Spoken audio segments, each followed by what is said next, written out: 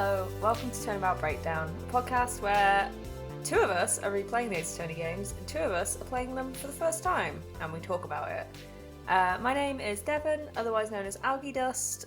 I have an Instagram account. I'm not very active on there, but I don't know why I plug it at this point, but still, it feels pertinent. Who knows, maybe I'll have like a year of doing loads of Instagram next year, and suddenly there'll be stuff to look at, but until that point, there I am on the internet.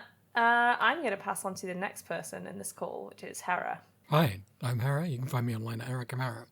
I also have very little to plug, but we will talk about things I recommend later on. I'm going to pass along to Road. Now, I swear that in previous episodes we did plug recommendations when we introduced ourselves. We did start that way and then we changed. Why? Which way would you like to do it? I feel like I want to do it that way just because I don't have anything else to plug. So otherwise I'm just saying Great, I'm okay, Rowan let's and throwing rewind. it I'm in. recommending something. There we go. Thank you, Hera. Last time I recommended that you buy an indie game. Now I'm recommending you time- steal an indie game. I was about to say. No, I am recommending that you play a free one called Vivid Stasis, which is a rhythm / adventure / puzzle / Tamasachi / question marks. I don't know how many genres they've packed into this thing. There's visual novel stuff as well. That's important.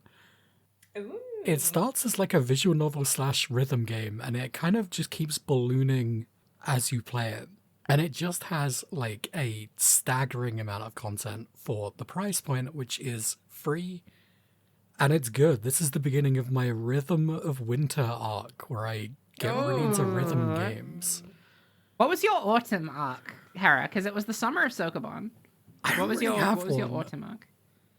Because the Summer of Sokoban lasted way longer than I thought it would. And so I wrapped that up like mid-September. You were doing a lot of different kinds of puzzles over the autumn months, I feel. I'm always doing lots of different puzzles, though. I'm the puzzler. Literally a puzzler. That's so true. He's literally Vivid Stasis does have those, if you like puzzles. And if you don't, you can cheat. Cheating is really And we love to cheat. fun. But give it a go, it's free. That's my recommendation. Also here is Road. Oh, are we not rewinding further so that Devon can give a recommendation? Oh, shit. Okay, disregard literally everything I just said. We needed to rewind further. That was a rewind noise, if that wasn't clear. Thank you, Devon. It was You're welcome. perfectly clear. I've been reading this book called Living with Voices, which is all about people who experience hearing voices. And it's 50 stories of recovery. So it's just all about like, a lot of it like destigmatizes some of that stuff. And it talks about like a lot of mental health stuff, a lot of trauma stuff. So obviously there's a lot of like content warnings for that, just to let you know. But if that's something that's interesting to you, I found it like really insightful. And the first, I'd say like third of it is just a much more kind of like academic look at the ways in which mental health like services and professionals and service users and survivors and all the rest of it can kind of learn from the Hearing Voices movement. And then the rest of it is just kind of literally 50 stories from people who hear voices. And it's just, yeah, I mean, obviously it's not like an emotionally easy read, but it's really, really moving and really hopeful. Like, it's a really hopeful book. And I think that's why I'm kind of really drawn to it. Not for everyone. However, if that sounds interesting to you, it's basically like edited by a bunch of different people, the main two being Professor Marius Rom and then Dr. Sandra Escher. And yeah, it's been like, it's just really, really great. That is my recommendation for today. Yay.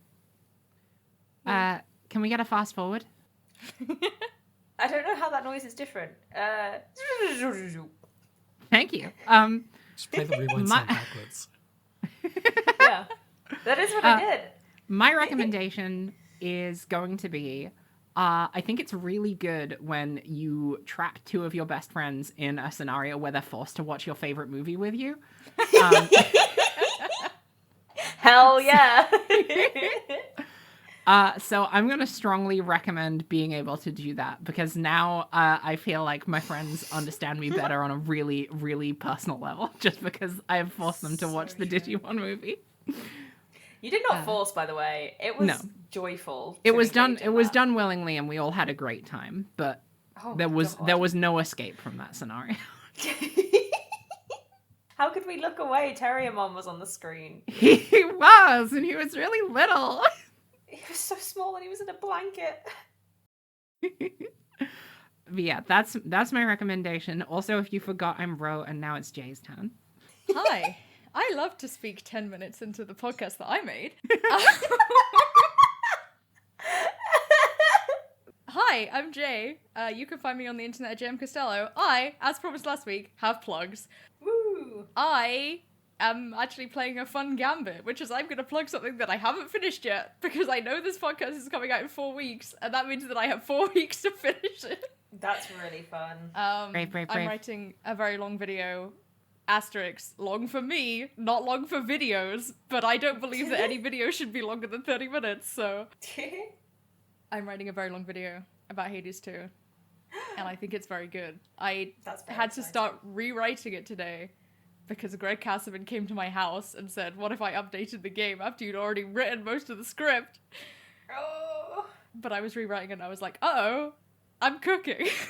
It's always a nice feeling. What am I recommending? I wrote a recipe in the middle of my notes, kind of by accident, and then Devon pointed out that I'd written a recipe in my notes, so I'm now going to read you the recipe.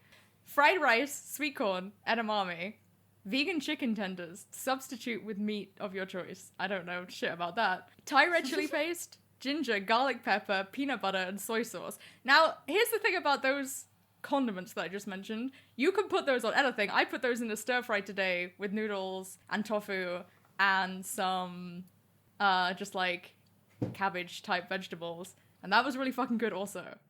So that's my recommendation. I have a question about your recipe. What is garlic pepper? Garlic pepper is just pepper and garlic that they put in the same tube, and it's just so much easier than mincing chili a garlic. Flakes, or No, like black pepper. Oh, okay, cool. Sorry, I remembered that black pepper was something that existed, and then suddenly halfway through your sentence, my brain went, "You don't need that anymore. That's gonna go. It must be chili flakes."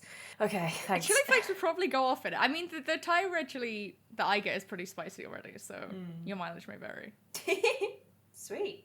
I also recommend the Digimon movie. I think that we're gonna force Sarah to watch it next time that we're all in the same Yeah. I've somehow, not intentionally dodged watching this movie 3 times. I don't know how I you've done it. don't know how. Hera, But we now have been there's 3 of friends us, for so long, and I have made everyone in my life I know watch this movie. Now, here's the thing. My wife has seen this movie, but the last time she saw it was when she was 10. So I need to get her to watch it again as well. I want to add an additional recommendation about that movie, by the way. Is that it's Which really is, good. you Everyone should, should watch it. it's really good. Everyone should watch it, but you should watch Summer Wars years ago and think that was a cool film with a cool concept, and then never think about that until you watch the Digimon movie and you're like, this aesthetic is really familiar, and also why is this the same as something? And then you turn to your good friend and go, this is really like that other film, and your friend goes, it's the same director. And then I turn to you and go, this guy literally made one good movie and then got addicted to making that movie over and over again. So good. And here's the thing, he fucking nailed it the first time. He nailed it the first time, and then he did it again, and he nailed it the second time. When we're hanging out with Hera, we'll do a Digimon Summer Wars double feature. Oh! I don't know what a Digiman is. You will. So You will. You will spend You'll so meet much my time good looking at friends them all on the Agumon and wiki. Gagamon and Vmon and Terriermon And King and Chessman. Kabuterimon. And King Chessmon. We just spent an hour after the movie just Googling different Digimon and being like, look at this fucking guy. And fucking fried Eggmon or whatever. What about Yeah. Geckomon? Is Geckomon in this one?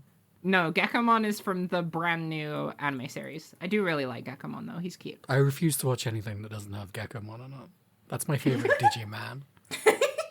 You'll make a new one. Also, My granddaughter made me watch it Digimon. This We is should my be new catching bit. I'm Pokemon very creatures. old. That's my bit. You can't do that. Yeah. Well, you're gonna have to take it from my elderly. My withered Hands. witch's hands. Two geriatric people fighting on the porch. Oh god. The kids are inside watching the Digimon movie and Summer Wars. Okay. Beautiful. This is an Ace Attorney podcast. I've been led to believe.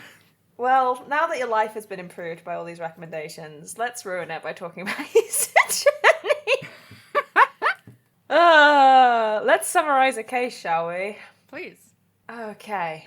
Part 2 of this case opens up with further investigations of the yard, Knight's room, and leads us to the discovery of a tunnel from Rocco's cell in the prison to Knight's cell in the detention centre. While at first we continue to suspect Canis, we learn that the figure attacked by the black animal in the security first... Oh, rewind. We learn that the figure attacked by the black animal in the security footage was Rocco being chased by his bear companion. I obviously forgot the name.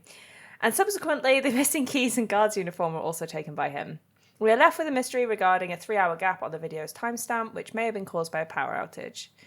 With Gavel still accusing Simeon, we investigate the yard, whereby we realise that a trick set up by Simeon for the circus act was repurposed by the killer to throw suspicion on him. The killer suspended Knight's body in the well, which was then dropped, where Helmet retrieved it and brought it back to the prison. Further investigation also reveals that someone gained access to the prison breakers and likely turned the power off on the day of the crime in order to move the body into the prison. Fifi Lagarde was the only one with the key. Suspicion of her mounts, and we accuse the warden of the murder of Knight. She defends herself by saying that she has been threatened by Canis and has been smuggling items into the prison to placate him, and so her access to the breakers, she claims, is unrelated to the murder. She shows a distinct fear of Canis's lackeys and has been trying to identify them for some time. We realise she killed Knight as she discovered their correspondence chests and feared that Knight would kill her, presuming that he was a lackey. We finally prove that she is the killer by locating the real murder weapon, Canis's knife, which only she had access to. The knife is in the stomach of Ali the alligator, her favourite animal in the prison. The case wraps up with Gaval giving Edgeworth a warning about his conduct, but ultimately not taking his badge away from him. He ponders what it is meant to act as an attorney, and an image of his father appears on screen as he wonders whether he could follow in his footsteps. It's really fun rewriting sentences as you speak them. It's a really fun... That's really hard to do, and you fucking nailed it, I have to say. Great. So we start off the case back at the detention centre, I believe. Yeah. And we go speak Yeah. to Simeon. Yeah. Edgeworth scares him so bad that he passes out. That's how this case opens. And by this case, I mean where I arbitrarily split it. This is the only time this animation plays in this case, which is rare. It's very important. It is very important. He died. I've been editing a video game at the moment where the writer keeps being like, hey, could we get a different emotion for this sprite? And the producer keeps being like, do you know how expensive that is? So it was very important to kill Simeon. Apparently, yeah. But then he comes back. But is it him alive who stands back up? Or is it merely No. his body being controlled by an external force? And what is that external force, Ro? In a way, we're all controlled by money. But especially... Oh my god! Oh my Saint. god! Oh my god! Simeon Saint really is just a reflection of contemporary capitalist society. So true. Much to think about. Much to think You have about. to go do a job and then everything goes wrong and you pass out. And I would definitely describe And more society than as anything a in the world, you circus. love Party Babey. You love Party Baby. Party He's Baby! back. He's so He's bad! back, and he's so fucking He's so small. small! so little. I don't think that whatever monkey they thought they were drawing is What that monkey small is in real this? life. What monkey is this? This is classic Ace Attorney when they're like, we're going to draw an animal that looks like this animal, but we've secretly hybridized it with another one and it has both of its features. Googling smallest monkeys. Is it like a finger monkey crossed with whatever Party Babey originally was meant to be? Well, we already talked about how Party Babey is not like a thing. True. Party Babey is not an existing monkey, tragically. That is tragic. The artists for this game have never gone outside, never seen an animal, and they're just having to try their friggin' best from a description. I mean, literally, they just got the download that it's like, hey, it's a monkey and it's small. You don't need to know more than that. You can just like scale down another kind of monkey. But original Party Babey was supposed to be big because it was like stealing so much shit. Yeah, because original Party Babey could haul around a massive fucking bust. trombone. This Party Babey could live inside of a trombone. And importantly, they put this monkey in jail. They did, yes. Which is fucked up. It had to Well, happen. that's where all the animals are. Yeah. He is ratatouilleing Simeon, so like, who knows whether it was him who really killed Knight, you know? It Yeah? it's insane to me that this is not only a thing that Party Babey can do, and B, has absolutely no bearing on anything whatsoever, even in the current moment. It's just like a fun, cute animation that Party Babey can pull Simeon Saint's hair and control him Ratatouille style. Well, it's like I didn't read it that way. It's just the funny act, right? I mean, it could be, yeah, but like, Ventriloquy. come on. Yeah, they need a new ventriloquist, and they've got Party Babey. They have a ventriloquy department. No, but nobody is there. They only said they have They the ventriloquy said department. No, they said the Okay, ventriloquy we're department is pulling the up the only script. department they This have is one. The ventriloquy department is the only department they have one person in, I think, I thought they and said that they person had- Okay. is Party Babey. We would love to believe This game came out 4 years after the film Ratatouille. They were really wanted to do that for a while, huh? I mean, it's an eternal concept, right? Baby. So true. What did Ratatouille invent the idea of tugging on someone's hair to control them? Is the question. Spiritually, at the very least. Spiritually, at the very least. It's where that cultural touch point is. Yeah, this is a fun journalistic trick you can do where you say it was popularized by Ratatouille and then you don't have to think about where it actually might have come from. You don't have to do the research. Anyway, there's a small of the monkey trick. that this is the closest that could be of Party Babey. But here's the thing. Party Babey! Party Oh! That's pretty close to Party Baby. If This they is a give him dusky haircut titty. and a waistcoat. It has a tail though, is the thing. Well, cropping is a terrible practice. Yeah. Oh, it's been I've come for you. And this is a terrible universe, so... Hair has returned from the transcript. Hit me. Do it. Just kill me in one shot. Okay, they're talking about the new ringmaster, who they don't name, but is probably It's Mo. Larry. Whatever. Larry Why would you Mo say he's Larry? Kelly. I mean, Awful. Kelly. His middle name is Larry. No, his first name is Lawrence. That's what I'm getting at. It's Lawrence? Yeah, it's Lawrence. Okay, well, I Mo had like a Kells is 1 his in full 3 name. chance of getting it right. It was his idea to set up departments like animal taming, magic, and ventriloquy. Only Yeah. animal taming and ventriloquy have more than one person right now. Ah, fuck. But are they counting more than one, as in, like, one is Ben and one is... They are definitely Stupid doing puppet. that. I refuse to acknowledge that man exists. Well, luckily so in Because this Trilo case. is, Yes. Yep. sadly, 'Cause they're not treated named. as sentient in this universe. Luckily no ventriloquists. My question is, did they hire Simeon? Because after Acro went to jail, they were like, the well, incident. we need a new guy to look after Party Baby. Party Is Baby that needs a why new handler. Simeon's here? That's nuts to me because they have an animal tamer already. But I know that But I then remember. Party Baby never got on with Regina. Yeah, they had beef. I don't know why. Though. Yeah. They had beef. Imagine having beef with a 2-foot tall monkey. To be fair, he was instrumental in the killing of her father. Yeah, that is true. Kind of fucked, really. You can't assign that to him. It's true.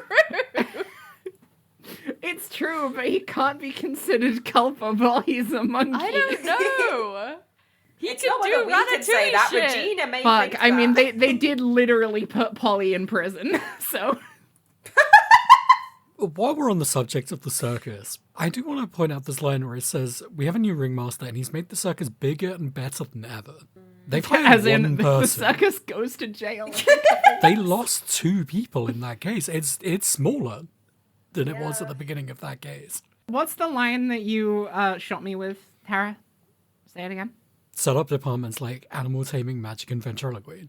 And only animal taming and ventriloquy have more than 1 person right now. So yeah, it doesn't mean like they've got more than one. They've hired exactly 1 person, and that is Simeon You Saint. know what it is? They're nuts. Like, oh, we've grown our business venture, blah blah. It's this cultural sector's booming, and it's just We've like been investing in everyone's on crypto. 0-hour contracts when the actual circus is on, Yeah, that's and like no one has stable employment. It's because Simeon Saint showed up to the interview and they were like, oh, your name's the Monkey Saint. We have to hire you. And then no one could reach that level. So they were like, well, fuck. We can't hire anyone else. They definitely like have they could very easily. I mean, like Max Galactica was literally a circus pseudonym. They True. could create fake names if they need to. But then they were like, well, fuck. Like, fake names are so over. fake Simeon names are Saint so is over. here. We've got to find We the need next everyone Simeon to be Saint. living that truth from the moment of What? their Who they conception. need is Furio Tigre. He would Oh, be the only other guy they could hire. God, that'd be amazing. That'd be really good. Why do we keep making a better Ace Attorney Every day game? we're making better Ace Attorney games. The idea of whatever circumstance could lead to Furio Tigre joining the circus. And here's the thing. His routine is nothing to do with animals. His routine is going through a loop-de-loop on his shitty little scooter. Yeah, they put him in the cage. You know? The Thunderdome. Right, exactly. God. And anyone who threatens to leave a bad review, Viola just like intimidates the living shit out of them. I want to play the circus management sim, where you play as like a recently promoted clown. It's And like you the have, Hostess 4 Club fucking games from people in your Yakuza. circus. You almost have more animals than you have employees. Yeah. Firstly, I'm pretty sure the animals are employees. I don't know if they're getting paid. While I have no. more Well, to they're say getting about paid the in employment of apples. animals in this case. Is feeding them, paying them? I think that's just feeding them. It's company script. And the that company script is sucks. apples. Yeah. We're doing so bad at running the circus gang. Look, they literally go to We prison just every lost our biggest contractor. The fucking animal prison. Prison. I don't know how this is good for the Big Top's reputation. It's bizarre. It's so bizarre. I don't understand. This The case prison really already went has some places animals. Why insane, do they huh? think it's a good idea to add so many more in just for a laugh? Can we talk about the fact that the like show-stopping trick seemingly relies on there being a well nearby, or it's just some kind of drop? Well, if they're like going to this prison on a semi-regular basis, they know the layout, Which they and I are, imagine Oh, they. this is the prison exclusive show. Yeah, Yeah. You would not believe the things you have to do to get tickets for this one. there is a point later in the case where they talk about how with Lagarde they like arranged what kind of performance they could do. So I imagine that would have been part of that process. But like we'll get into why that's stupid because Simeon didn't tell anyone what he was gonna do. Well, I guess it's just the way they talk about it makes it seem like this is like a recurring show. Whereas I guess I mean, he it could could've have been a doing that one-off. shit every single time, and everyone was just like assuming he got the shit kicked out of him by an elephant.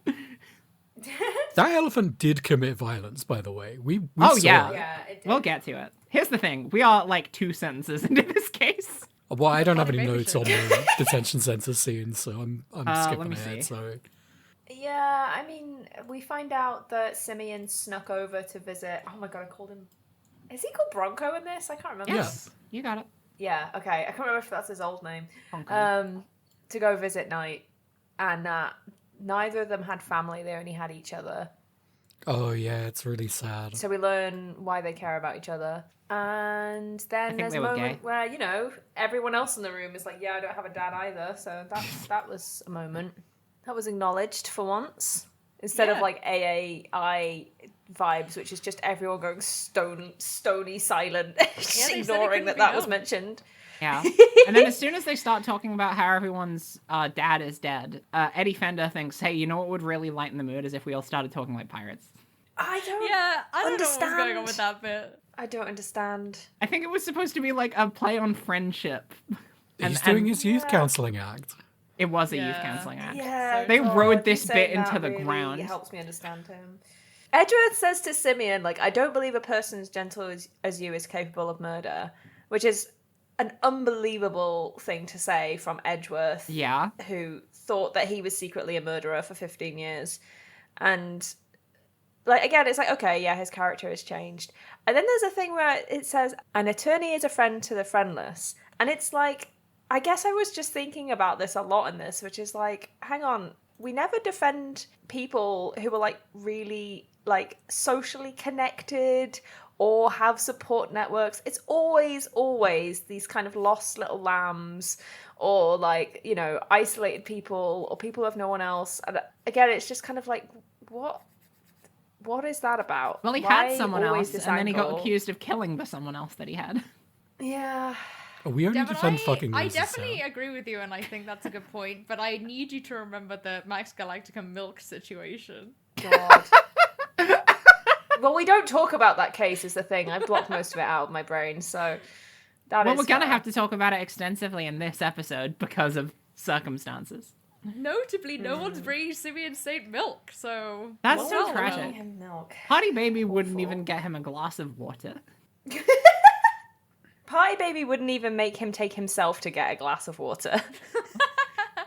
Anyway, much to think about in terms of themes this case is all I gotta say. Summer saying this. I went into overdrive this time. It's good. There's lots to say. We're going to the famous yard that people have been talking about this whole time and we haven't gotten to step into yet.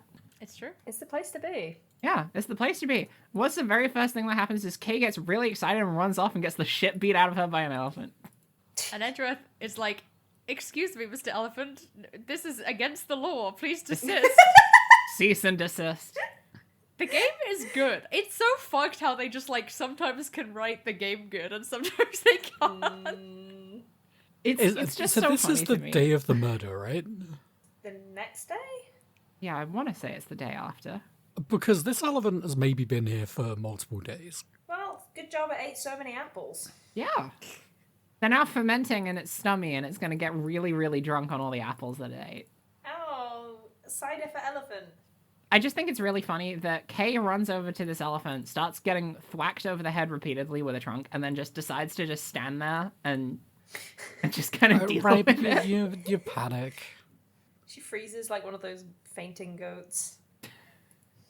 Like a deer in headlights, except instead of headlights, it's a like 20-ton animal charging at you with tusks In a tiny enclosure. in a tiny, tiny enclosure. Oh, bless. I think the circus might be bad. Edgeworth can't get the elephant to stop, but do you know who can? There would have to be some kind of expert. Someone who's really good at taming animals. Especially animals that are trying to kill. Especially someone animals who's never that had have a anything taste go for wrong with blood. animals in her life. There is so much to say about the fact that she's back on her bullshit. Oh, man. Regina How Berry. old is she, by the way? in Regina this? Berry coming to She the is scene. She's 17. 17. Yeah. Regina Berry coming to the She's scene so back. and says, "Hey, just desist." And the elephant immediately stops. Yay. And Kay is absolutely fine. This is where I started doing some fun theory crafting for stuff I knew was never going to happen, but it was fun for me regardless. You've also been saying this for so long, and I was so glad you finally had your moment. It would have just been really good if, like, because I know they were never going to be able to make Regina the bad guy. A, she's still underage, and they never let them get away with that. And B, her whole arc was like, I've been doing fucked up shit by accident, but now that I know it was fucked up shit, it's bad and I don't want to do it no more. I like the inverse where it's like, oh, I've realized that I've been doing fucked up shit this whole time. That was easy as hell, and I could do that a lot. For money, even. And I can fucking get away with it. And I can get away with it so well. It would have also been entirely possible that, like, she was being set up for part of this because she is that kind of, like, she's still got that doe-eyed, gullible shtick going on with her character that I find really grating. which could have played into it much. But to be honest, like for the large part, you could have replaced her with a brand new character that was an animal tamer, and it would have been fine. But they decided they wanted to do a callback to one of the best cases in Ace Attorney. Because they needed animals. Yeah. Mercifully, with that callback, they massively improved the way in which most characters interact with Regina. I'm just so fucking glad they didn't mention her husband. God, Yeah, can you totally. I was just... I didn't even think about it, and then I was like, oh, we haven't had any, like, fucking weird comments about Regina. I'm so relieved. I mean, I may have missed some on the video I watched, but, like... No, I don't think they had anything. The only creepy Aside thing from that happens Eddie is being what... weird, yeah, which- that's the only creepy thing that happens. And he's doing that to literally everyone, which doesn't make it better, but it's... No, it doesn't. Something. Kay loves Regina.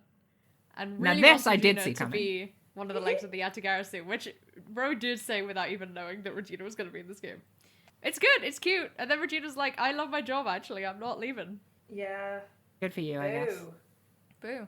Imagine, like, storming into corporate headquarters on an elephant. Causing such a distraction, and Kay can go and steal a load of shit. I wonder who has the capacity in the to room. tame an elephant to destroy a corporate building. It could have been anyone. Anybody. I like her reasoning is that she wants to stay in the spotlight, and Kay is like, well, thieves don't go in the spotlight. But what if you had one person who was really good at, like, stealing attention, and then the other person goes in and steals? Also, let's be real, Kay fucking loves being in the spotlight. Yeah, she is not secretive at all. She's not... It's all about misdirection. Yeah, it is. She's doing that stuff to lull you into a false sense of security. Yeah. And Look at this famously, elephant a and lot tiger. of circus stuff is misdirection, so... Now that is true. How... They had 2 ropes in this act. I feel like... I haven't been to many circus shows. I feel like I would have seen the ropes. Oh, don't. I'm all... Like, oh, fucking hell. The rope that's attached to Simeon, I think all the time about the practical, like, hazards of running around with a rope attached to you while there's a tiger jumping around and a fucking elephant on stage and there's fire. It's not true. Let's talk about this for a second, because this is where we get our first insight into what the actual performance is that the circus has been doing for the prisoners. This performance involves, it's a story-based circus show where the idea is it's about an illicit tryst between an elephant and a tiger. So bizarre. And the sinister monkey that tries to break up their romantic whatever the fuck. Except the monkey is a human man.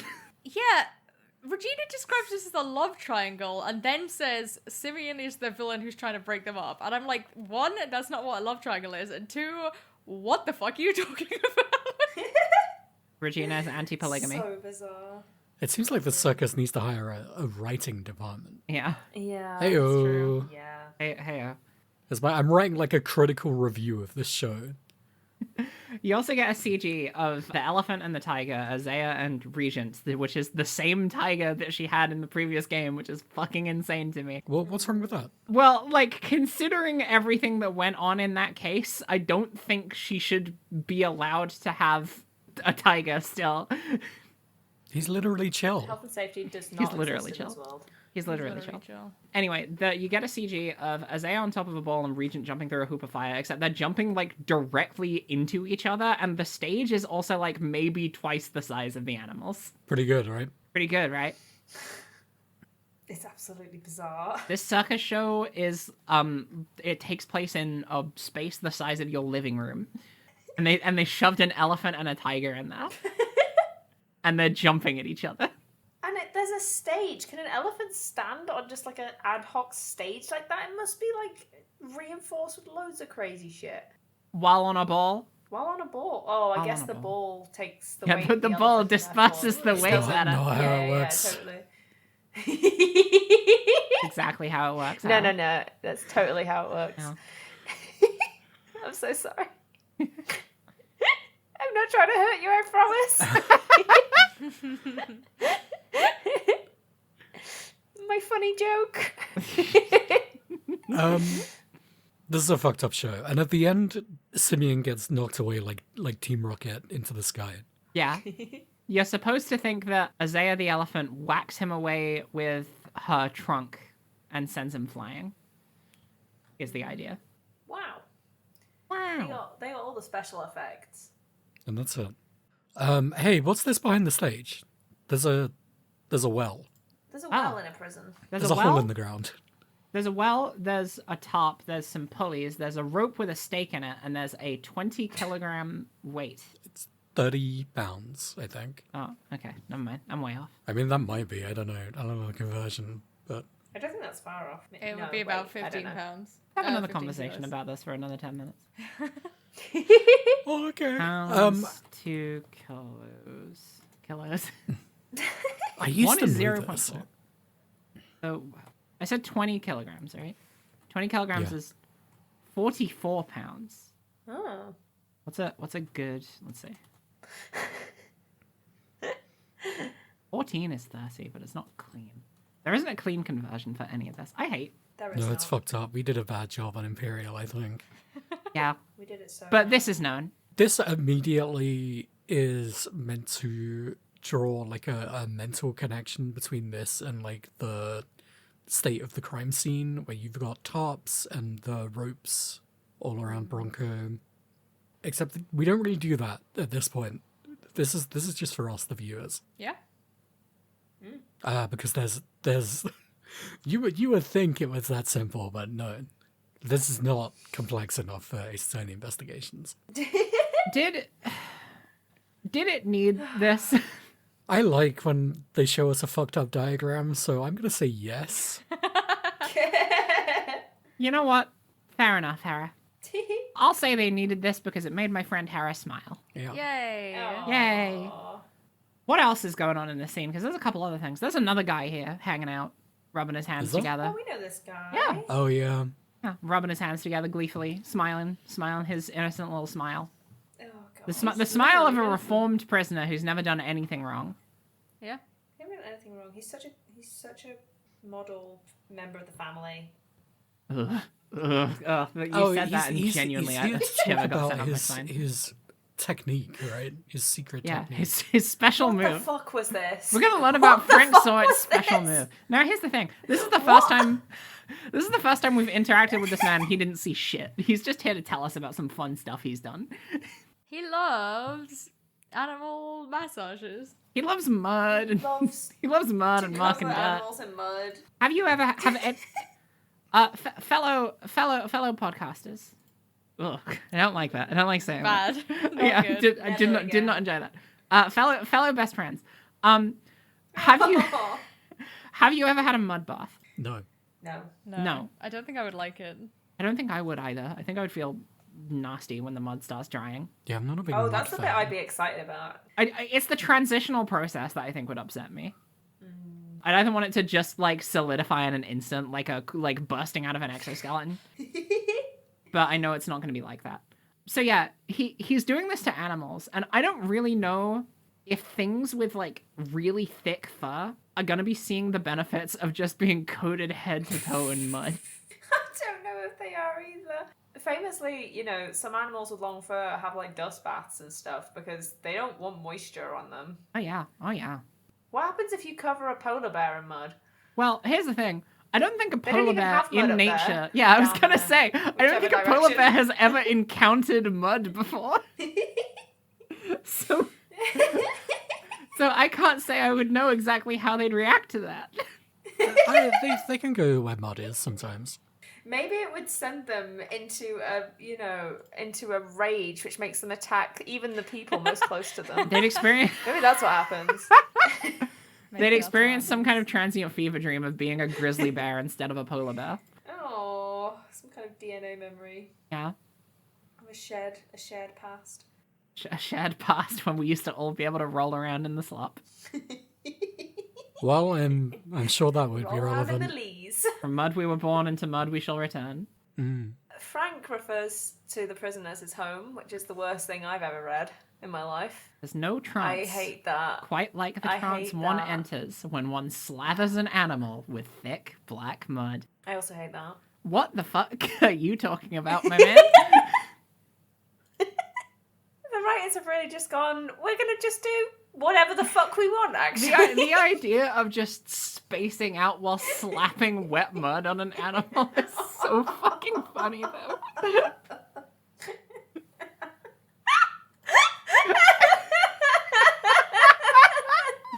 And need I remind you that another animal that we are about to be introduced to is a fucking alligator. They probably They They love the mud, but the idea of just like slapping wads of black mud all over an alligator and just rubbing it, and just being like, oh yes, this is the life, and the alligator is just gonna be contentedly enjoying that. Well, I've never done getting this that or shit into seen the anyone do crevices it, of their so denticles. I don't know. Maybe it is cool. Maybe I'm sure. It's great. I'm sure, like, sensorily it's an interesting experience, but I don't know if the animal is going to be particularly cooperative unless it's been heavily sedated. They are literally chill. We know this to be true, is the thing. Yeah. That's because the writing is so tight. They thought about all of this. Yeah. Based on all current observation, the only animal in this prison fucked up that I was like, wait, what kind of facility is this for a second? The only animal in this prison that we believe to be decidedly not chill is the one with a history of murder. Well, yeah, right? That makes sense. I don't know what your problem is. What the fuck were I don't think they should have let Again, that the one writing in. is super tight. Yeah, so true. There's many reasons why they shouldn't have let that Yeah, animal we mentioned this in the last episode, but the idea that Canis could just keep his murder dog in with him in prison is so fucking nuts.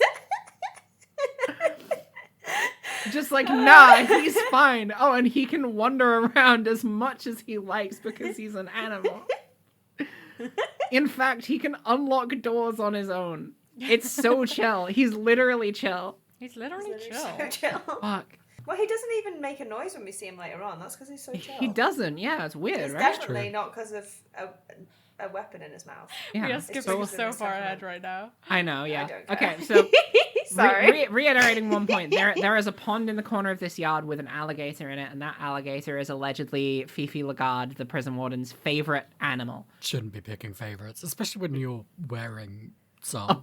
A bunch Yeah, of them, wait, actually. don't let your scarf hear that. Don't let your entire coat hear that. Yeah, well, we don't know about that yet, so... I fucking knew that shit was gonna... We'll get to it. Gumshoe. Wait, no, we skipped over Fifi. Oh, does Fifi's Fifi the show one up in the who- yard? She's the one who shows you the alligator. Oh, yeah, I forgot. I just mentioned that there is an alligator. Fifi shares her dream with you. She wants to grow her family I hate her dream. and have as many people as possible. She wants every other person on Earth to be in her prison, I think. She's normal. If she was like the boss of like an action game instead of in the second case of Ace Attorney Investigations 2, this would be her like villain monologue. She wants She every wants to- person to be Yeah. on prison, and everyone needs to have an animal. She wants to spread incarceration like a fungus. Yeah. It's so fucked up. It's so fucked up. And then she kisses She's her such- scarf on the mouth. Yeah. Look, we've all met those people. That is what it is, you know. That's the thing that fucks me up about her is like she's an insane caricature, but there is something about that mental approach to this kind of scenario where I'm like, oh yeah, there are definitely people that believe things exactly the same way that she does. I was like, okay, I'm skipping way ahead here, but I was honestly kind of disappointed that they didn't lean that far into the villain angle with her. Yeah. Yeah. Yeah, me too. Gumshoe has brought 7 secret weapons. Has he? Yeah, Gumshoe. Why we There's 7 like of them. call Gumshoe up, right? Gumshoe calls us and is like, I've escaped hell. Right. I've escaped judgment. You just slept in and I'm free. I'm Yeah. bringing my 7 secret weapons, which there are 7 of. This is still the same day. I'm pretty sure it's the same. I also day. Gumshoe, think it's the 7 same secret day. arts. Yeah, it is. It's the day after because they had a sleep in the first half. of us playing this case. No, I thought they had a sleep in this half. They have a sleep in this half as well, but they have one in the previous one. I'm sure they do. Because they God go back damn. to the detention centre the next day, and that's when Edgeworth decides to be a defence attorney. Everyone's so With sleepy. Eddie, I think. I might be wrong, but I'm pretty sure they do. I trust you to remember these kind of things better than I ever could. I do Devin. think Devin's right, because I think there's a bit in the last episode of this podcast where we were like, and then they went back to Edgeworth's office for no fucking reason. And the Oh, reason yeah. is like a restart. It's his house. It's his house. It's his house. That's where he lives. Yeah, I Tragic. was just getting confused on the timelines because, like, we finished this section at like dinner time, but also the murder takes place so early in the day that it could feasibly all be the same day. Mm-hmm. Anyway, Gumshoe is it? 7 secret arts are about to be revealed. Gumshoe's secret art number 1, the metal detector. Yay. Gumshoe's secret art number 2, dog. Yay! Gumshoe's secret art number 3, Police grade missile. fishing pole. That was good. Gumshoe's secret art number 4 through 7, I forgot. They're so secret we can't know yet. They're so secret. You have to increase your relationship gauge with Gumshoe before you can unlock the remainder of his secret tools. You mean it's not maxed out with Edgeworth already? No, I'm afraid not. That's fucked up. Where it went down when Kay arrived. I feel like Missile gets a raw deal here. You've got to be top billing if you are alive, I think. You should be. You should be. What if they In fact. mentioned This is my special tool, living dog. Also, another thing about Missile, he naked? Yeah. Not even a Yeah, collar, pretty like close. some kind of work ID. Nah. You He's a want free that spirit. boy to live under the panopticon? You know what? ACAB includes Missile. So Yeah. yes. Yeah. This has always been the case. Much to think about. Did everyone just go through this in order, or did anyone pick fishing rod? I literally Because I did thought that was going to be everything- the relevant one. I did too. I literally just happened to pick all the story relevant parts first time for everything in this, and I was like, "Fuck! I bet I missed out Fuck. on like a secret achievement." Me too. I know what happens if you pick the fishing rod. Oh, what happens? Gumshoe almost gets fucking killed. Why? Gumshoe says, God damn "Wow, I would love to go fishing in that little pond out there," and then reappears and is like, "Holy shit, dude! There's something in there." And Edgeworth's like, "Huh, I didn't know about that." Yeah, because I thought, and I bet this is what Hera was thinking too, that you'd use the fishing rod to pull something up from the well. Yeah, the well or the pond, like either one. Like there's 2 fishing rod zones in this area. Oh god, a fishing minigame is just. If there was a fishing minigame, And they I would came forgive close. We every got a single mini game bad coming up case. later. Yeah. So fucking close. The idea of and a fishing yet- minigame- and yet, A fishing minigame that is only for like finding clues. So you get like the side-on Yeah. profile of the pond where you can see all the fish swimming around, and then there's just like a guy's severed hand with a briefcase tied to it. you just go to like Murder Lake. Yeah. Gourd Lake, There we and you go. just fish stuff up. What So- did you call it the first time? Murder Lake? That's what it's called. That's Yeah. what it's called. I think they do call it that on the news, like blast about the murder or something stupid. Welcome to News Blast. Metal detector, battery dead. Oh. wah. Fishing hole have alligator in it. It's time for Missile. Maybe it's time for Missile to earn that top spot. Let that dog free. But for us. To do things for us. You just take like Missile. You take Missile to the workshop, right? Yeah, because Yeah. this is where you find out about the sweet scent.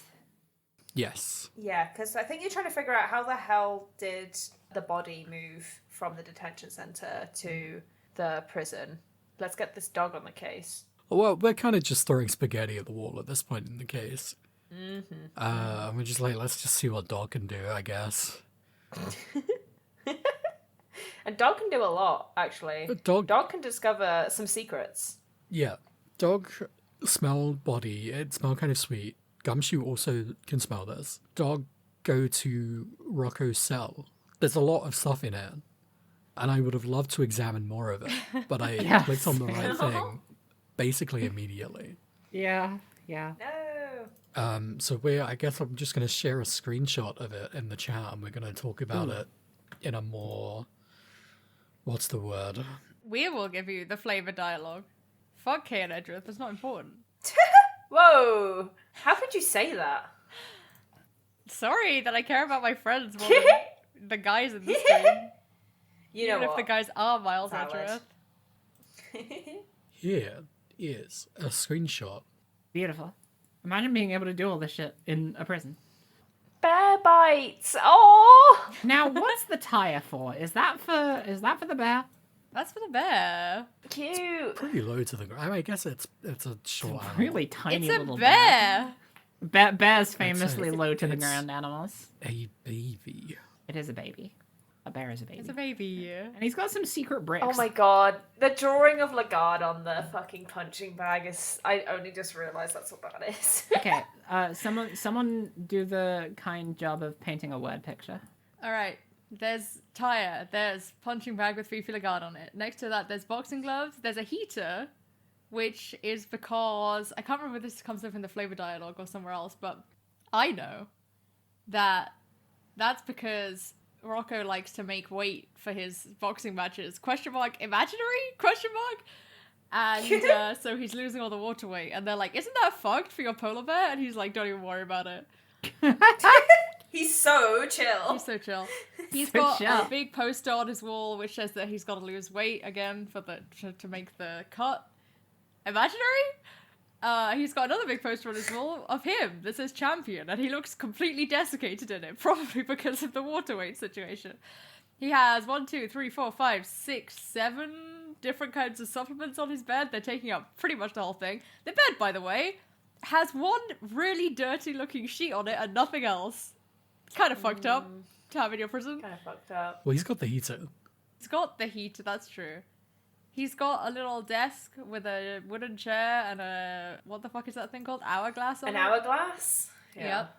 And There's he's got a a sink? sink, and he's got one of those, like, wall-mounted punching bags, the little one. I don't know what you call the little ones. There is a separate term for them. I just don't know what it is. Speed bags? Speed bags, the right? uvula. The Yeah, it's the prison's no. uvula monster house style. Thanks, Sarah. Here's the other thing. That uvula is really high up off the ground. How tall is Rocco? Maybe not the bed is just really short.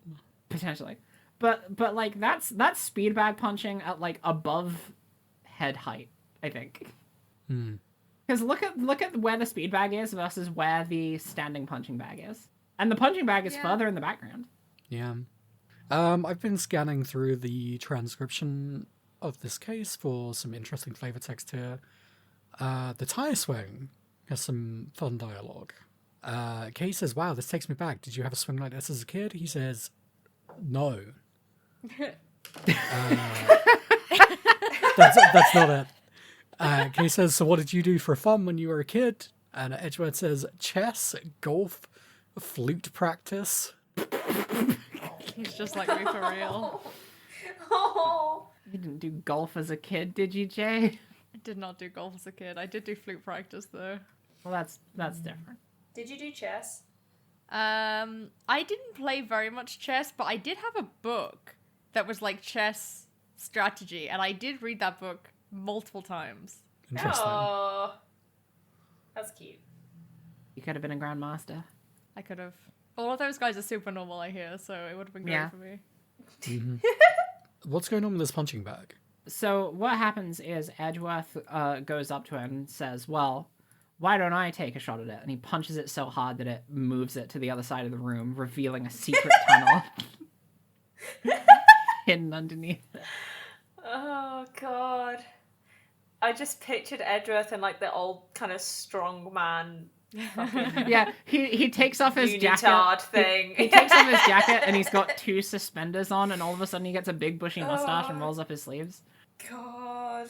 And then starts doing like the funny pugilism dance Popeye style, and then punches it so hard it breaks a hole into the next cell.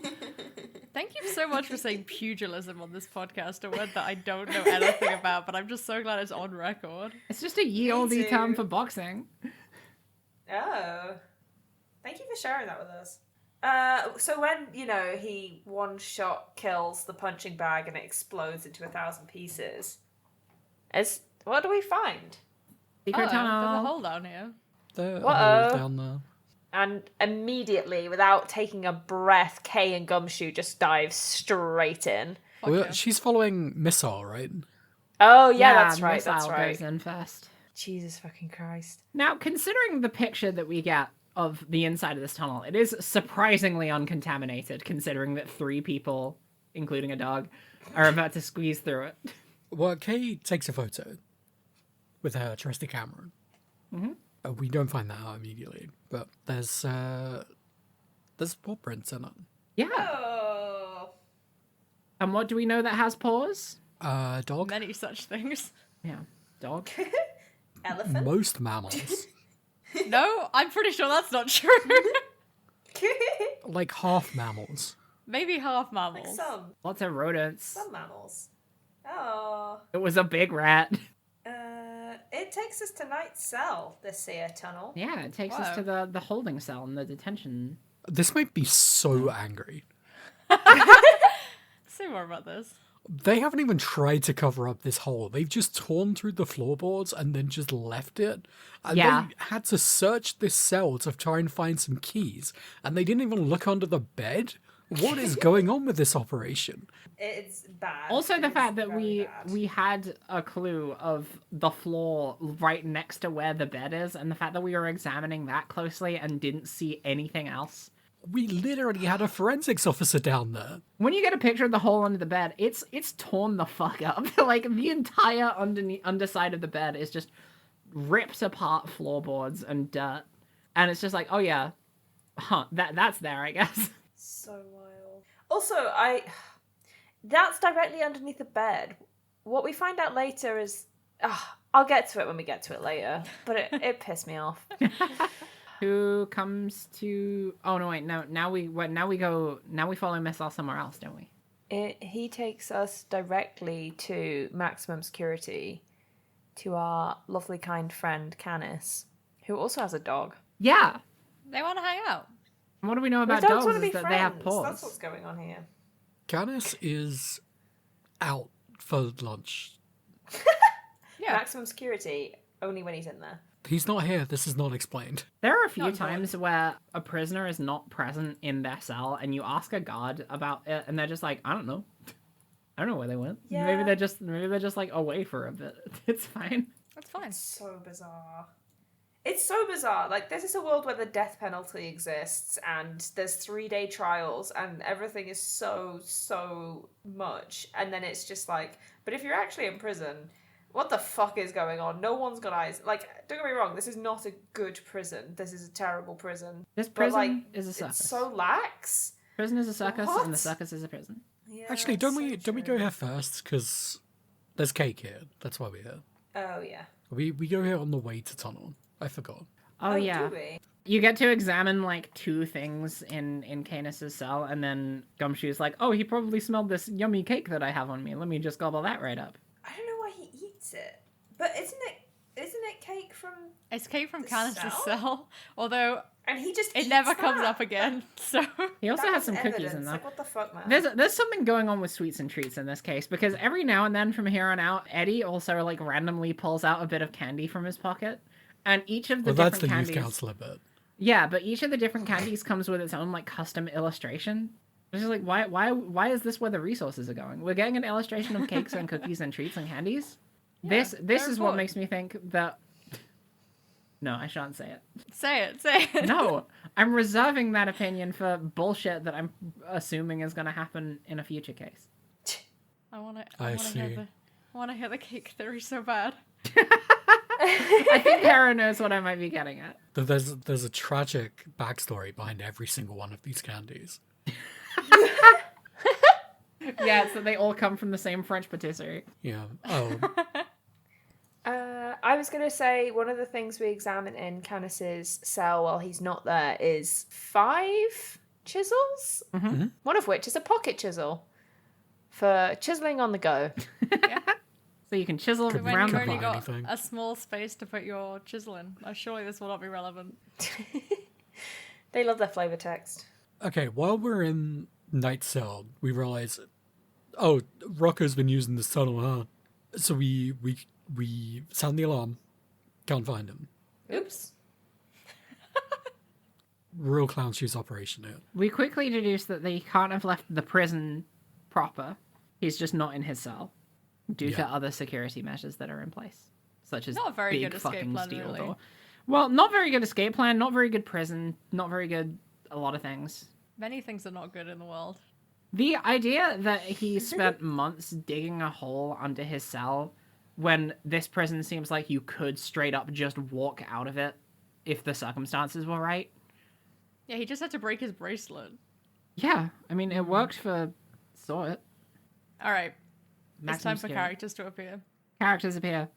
Yeah, we get some forensics back about blood in Night Cell. It says, case solved, right? Okay, solved. Knight died. We figured it out. We did it. So sad. Then we go back into the prison, and we find characters. Many of them. Characters. Canis is back in his cell, and Verity, Gavel, and Eustace Winner are also here. The crowd goes wild. Just hanging Crowd goes wild.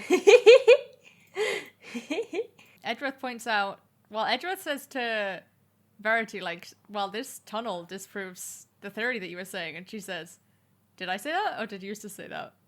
It's very funny. out. Oof. Yeah, that wasn't actually me. That was my shitty associate here. Yeah. Oof.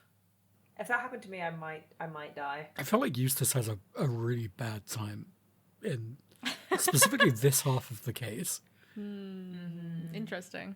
which begins as we learn what's going on in this room. Well, first of all, we argue with Gavel. Gavel threatens to take our gun and badge Again. constantly. My Constant. lawyer gun. I needed that. Gavel is really on team Simeon guilty, claims that Knight had the keys to the cell, but we haven't found them yet, is our argument. And then you counter with there being Knight's blood in the cell, right? So we found out that he was also knocked out in his cell. Is that what's going on? I don't remember. But you're There like, was some stuff. Knight's blood is in the cell, so something went on in there. So Yeah. would that have happened if he was stealing keys?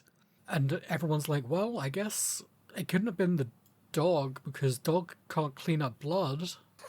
Yeah, this is Eustace, like, sweeps in and says, like, well, you're claiming that the dog killed him and the dog dragged his body away, but how would the dog have cleaned up the blood? Yeah, who would You train kinda a go- dog to clean up blood? You kind of go, yeah, I guess it would need training. That's weird. And then Candace is like, Lol. trivial for one such as I. Yeah, I did in fact train my dog to clean up blood. course I which, did. Of course. This is the start of Eustace's Eunice? Eustace's really bad day. I don't think it's the start, to be quite honest. This is the continuation of Eunice Enos. Really bad, no good, very bad day. Sebastian. Yeah, can we could just call it Sebastian. Would that be easier? No, No. please don't introduce more names to the mix. We also get an autopsy report here. A classic. Oh, I love those. This is interesting because, like, on the one hand, it's very much, oh, we magicked up this autopsy report out of nowhere that we suddenly got our hands on, so much so that even Eustace is like, wait, we have that? I didn't know we had that. But on the other hand, this also isn't a trial, so they can just do that shit. Yeah. It's true. Yeah. Edgeworth doesn't really seem to agree, but he's having a bad time in general. The thing is about Edgeworth is he's learned that you should be doing stupid shit with autopsy reports, so he's allowed to be annoyed by it. He doesn't realize the amount of bullshit he can get away with if he just does it outside of the courtroom. Yeah. He's learning so much right now. Yeah, this is a very trying to very make- teachable moment for him. Not unlike Fifi Lagarde, who is trying to make the whole world a prison, Edgeworth is trying to make the whole world a courtroom. Jesus Christ. And it's not going well for him.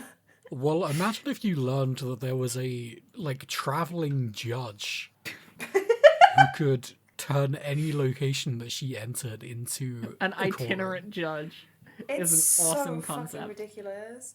But the beauty of it is because it's not actually a courtroom, you can decide which role in court you want to be at any moment to just continue to do your own bullshit. I mean, So at the end of the that's day, fine. they are literally playing pretend. Yeah. And Edgeworth, I think this comes a little bit later, but Edgeworth is having trouble playing pretend. He says, if I fail to save my client, I will have failed my duties. Which is And I'll lose my toys. literally the opposite of what he said earlier on in the case, when he said, by my hand the truth will be revealed, every decision I make is to ensure this end. He is very inconsistent on whether the job of a defense attorney is the truth or defending your client, which Kay and Eddie came down on the latter side earlier. But I would not be surprised if they were also inconsistent. I did notice something in this case. I think this is also where we start seeing Eddie make more frequent reference to Edgeworth's dad. I mean, he's been doing that throughout the case, but this is more like from here on, every time Edgeworth successfully defends his stance, Eddie's just like, wow, you reminded me so much of your dad just then. A guy that I haven't seen in 20 years. It's so intense. A guy that I clearly have not finished grieving. I'm going to mold you into him so I don't have to complete that. It's very sad. I'm way better than Von Karma. Yeah, you should do my bidding instead. 'Cause Okay. I'm cool and I have sweets. I feel like there's material differences here, though. Yeah, there are. You don't have to hand it to Eddie Fender, but he hasn't killed you do anyone not. as far as we know. That As is far as true, we know. And he is also not unbelievably callous and unkind and cruel and dehumanizing. Like, Eddie sucks. But he does keep trying in to the hug way that people, he which is talks kinda to some yucky. people. Yeah, that is yucky. So I'd say they're just as I don't bad as know, each like, other. wait, that was a bad time to say I don't know. That part is yucky. The thing that I don't know about is, like, it does feel a lot more like Eddie is really going hard on pointing out how Edgeworth could be different because he doesn't know. He really wants to get this across to Edgeworth and doesn't know to the degree to which Edgeworth is already thinking about it, I think. And, like, I think there's an instinct, right, to be like, I really want this person to see that things could be different. And I like, he's going a little bit too hard on it, but I feel like he has good intentions, and I feel like I completely understand where he's coming from. Oh yeah, I absolutely. do actually think he has good intentions, for sure. I do just think But it's also, funny to like- pretend that he is equatable to Von Karma. What if I took it seriously, though? But he's the Edgeworth protege. He's the equivalent of Franziska. Oh, wild. That's weird to think about. I don't really have a dog in this race, so They could be brothers. I'm You know just who throwing does stuff have a out. dog? Lots of people in this prison. Yeah. No, I don't actually think that Eddie is as anywhere near as bad as Von Karma, but I do think that he wants Edgeworth to see how he is like his dad, because he just I'm reading from how much he talks about Gregory Edgeworth, and hasn't changed the name of the law firm, that he hasn't dealt with that, perhaps. I do also yeah. think it's worth saying, like, prosecutors, especially an ace attorney, are ontologically evil. And so I have a lot of time for Eddie being like, what if you didn't do that, actually? What Yeah, if you became also a very good fair. person? He does like blatantly say it in that way as well. I think he's literally like join the good guys for a change or some He shit. does say that, yeah. So funny. So what does this autopsy report say? He's dead Killed Oh, by that a man was stabbed in the metal neck object. a bunch of Yeah. times. by a They sharp really object. they really fucked that neck up. They made a real dog's dinner of it.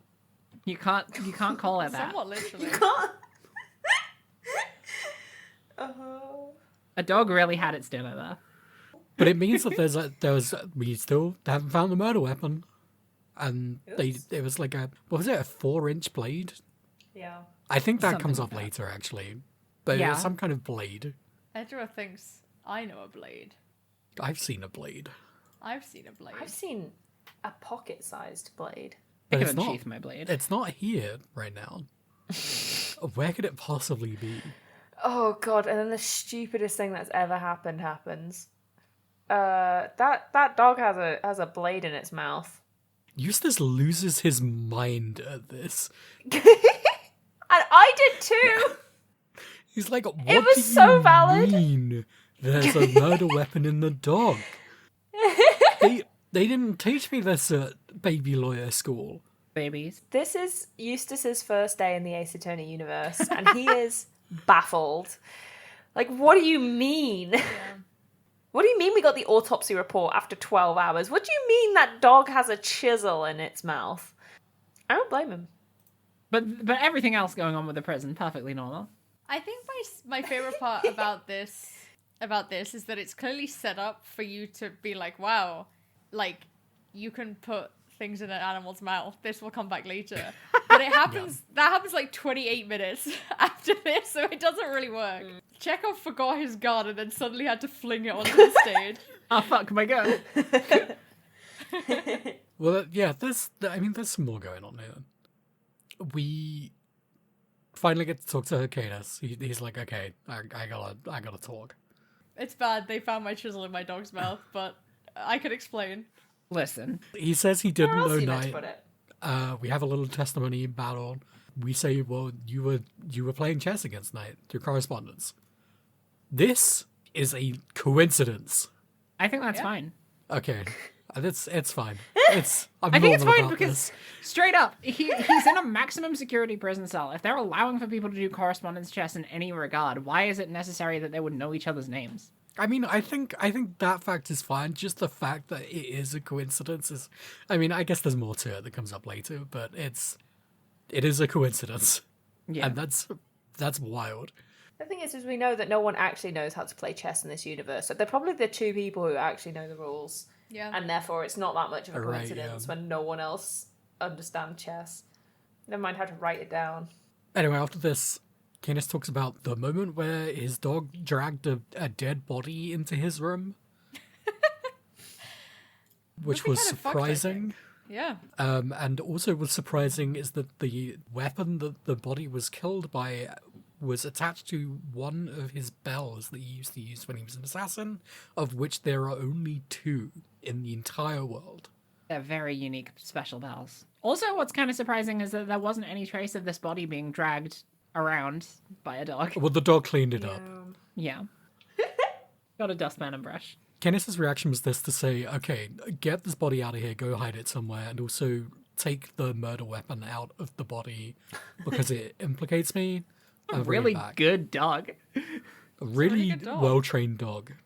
Eustace is on basically the edge of tears the entire time this is happening. He doesn't know what's going on. My boy. I don't want that for him. I do. We get forensics on the chisel. It only has Knight's fingerprints. Here's a screenshot of Eustace asking if he should get it checked again. He's shit. No. He's shit. Oh. He sucks so much. He's so out of his depth, and he doesn't know what to do. Everyone's had a first day on the job. And how badly the implementation of the conducting one is. That he is not holding that shit. They just put that in the layer behind him, straight vertical. He hits himself in the face so many times with that thing. I don't think he should have Oh, that. baby boy. I don't think he should have that. It's his gimmick. You're telling me that Frances could never hit herself with the whip by accident when she was getting started? That's why she had a riding crop. So Right, but there's got to be a Eustace needs transitionary toothpick. period. We examined the video footage while we had. Yeah. Gumshoe reveals the Me fourth thinking secret about weapon. you doing this by hand using the Steam replay feature and being like, you did not have to do that. I should have known that from the fact that the footage was in 3D. I think that was a dead giveaway, and I didn't pick up on it. I forgot that you did that. That's so funny. Well, I only picked up on 1 out of 3 clues. Yeah. You two had a bit of a moment, a classic moment of if you put your heads together, you probably would have got there. I don't remember what we discussed even a little bit. Well, to be fair, you were both pretty sure that it wasn't Knight or Dog, which was both Yeah. correct. Yeah. Oh, one last thing with Canis is that everyone agrees that the dog probably didn't stab Knight in the neck. I Which think is that if you've trained a kind of dog to do wild. all that other shit, you could definitely Right. train a dog to stab a guy. Yeah. That's what I'm saying. You just need to do. What's the dog from Metal Gear Solid 5? The diamond dog? That's a wolf, I'm pretty sure. Whatever, that thing. Yeah, right, exactly. A dog can hold a knife, especially if it can clean up blood. It can hold a knife. It can drag a body around, it can clean up blood. It can ring a bell. Take a chisel out of a guy. It can suck a chisel out of a guy's neck. I guess the cleanliness of the wound is the giveaway, because the dog would have only needed one attempt at that. But we don't know that. This dog is too good at killing to be the killer. This dog is the ultimate professional. I don't think Canis was actually doing any of that shit. Did Canis do anything? Yeah. God. Just Animals riding on the being dog's exploited coattails. over and over and over again in this case. It's terrible. Like Helmet versus Party Babey. Oh shit. That's the game That's I what want I want to to see. see. Yeah. Party Babey would Ultimate Ratatouille Showdown. that fucker. It's over. Oh, actually, what happens here is that Gavel leads us into a trap. Uh-oh. We do the pocket chess set thing again.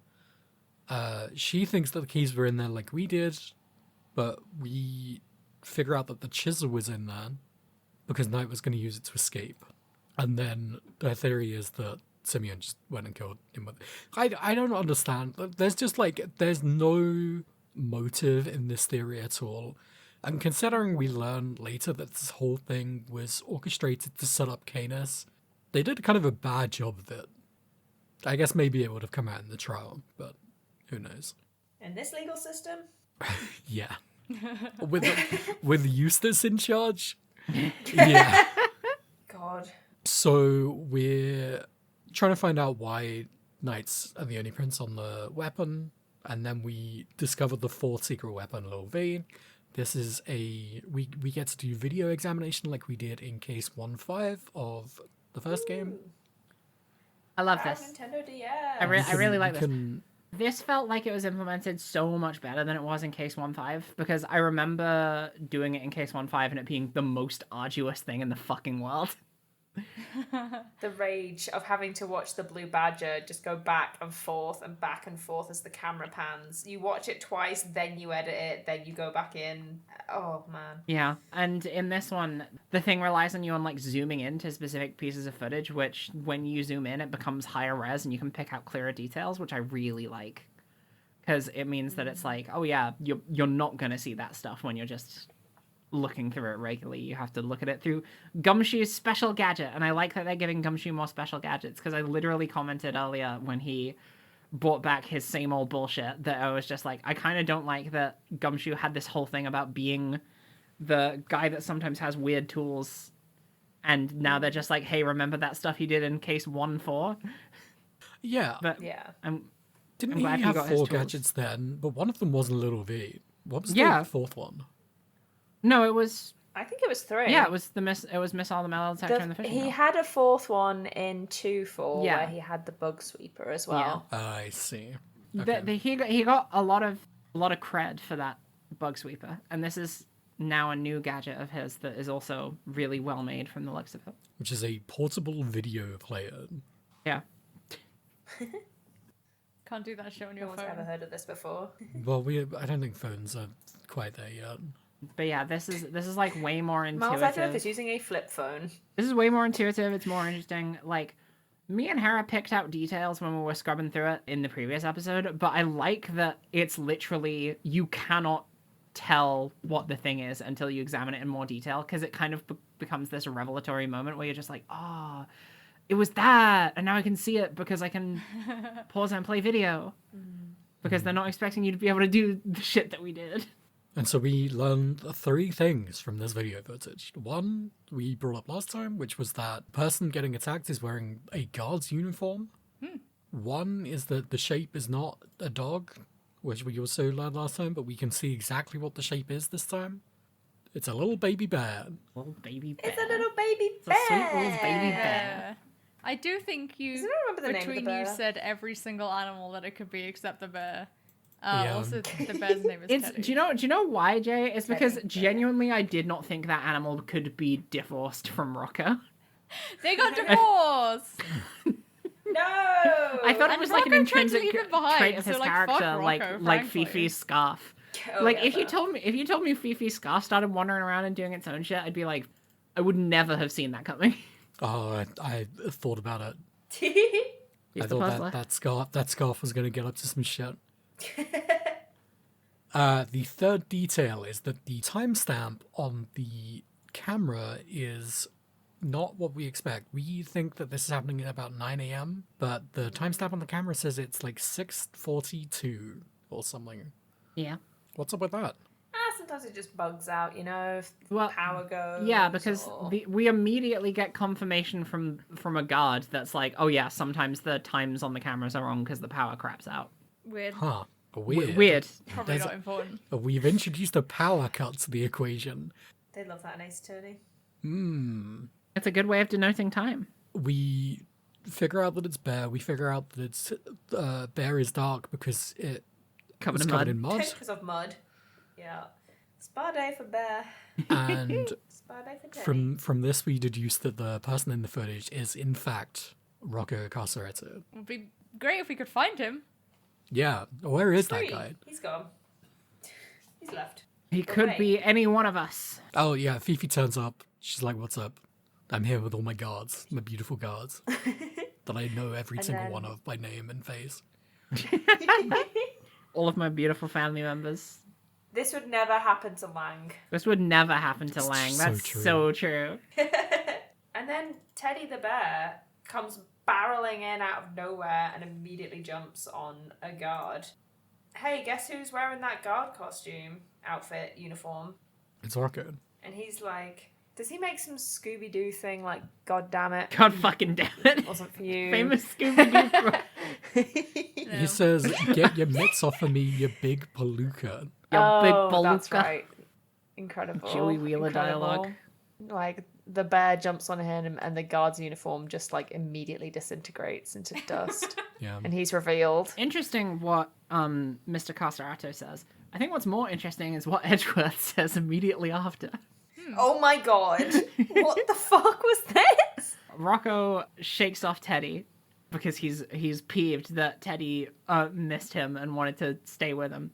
And Edgeworth says the line, "What a thing it is to be loved, huh, Mr. Costarato? I'm almost envious." You can't be And saying then this- shit like that. This is when my just entire tweeting it fucking out. brain, like, hard reset. And I was like, oh, this case isn't about Edgeworth strictly trying to debate whether or not he's being a defense attorney. He's learning how to trust and love people. That's what's going on. And then I realized that that's the most fucked up metaphor ever because people are dying out here. And also people have some really warped ideas on what love is. Yeah. Anyway, here's Fifi. We question Rocco. We find out that he had the keys all along. We find out that he used the tunnel, waited for a moment when the guard was in the room with Knight, and then arose from the ground and dispatched both of them. Yeah. With neither of them realizing. With he two had perfect been there. punches. We don't know how many punches it took. But the fucking... Because we get the shot of Knight getting his handcuffs unlocked or locked, one of the two, by the guard earlier. And this, it's like the same shot, and then it pans to the side, and the parallax reveals a glowing Carcerato with shadows cast over his eyes, standing behind them, ready to just beat the shit out of them both. Like, how did they not hear him crawling out of the hole, crawling out from under the bed, or moving the bed?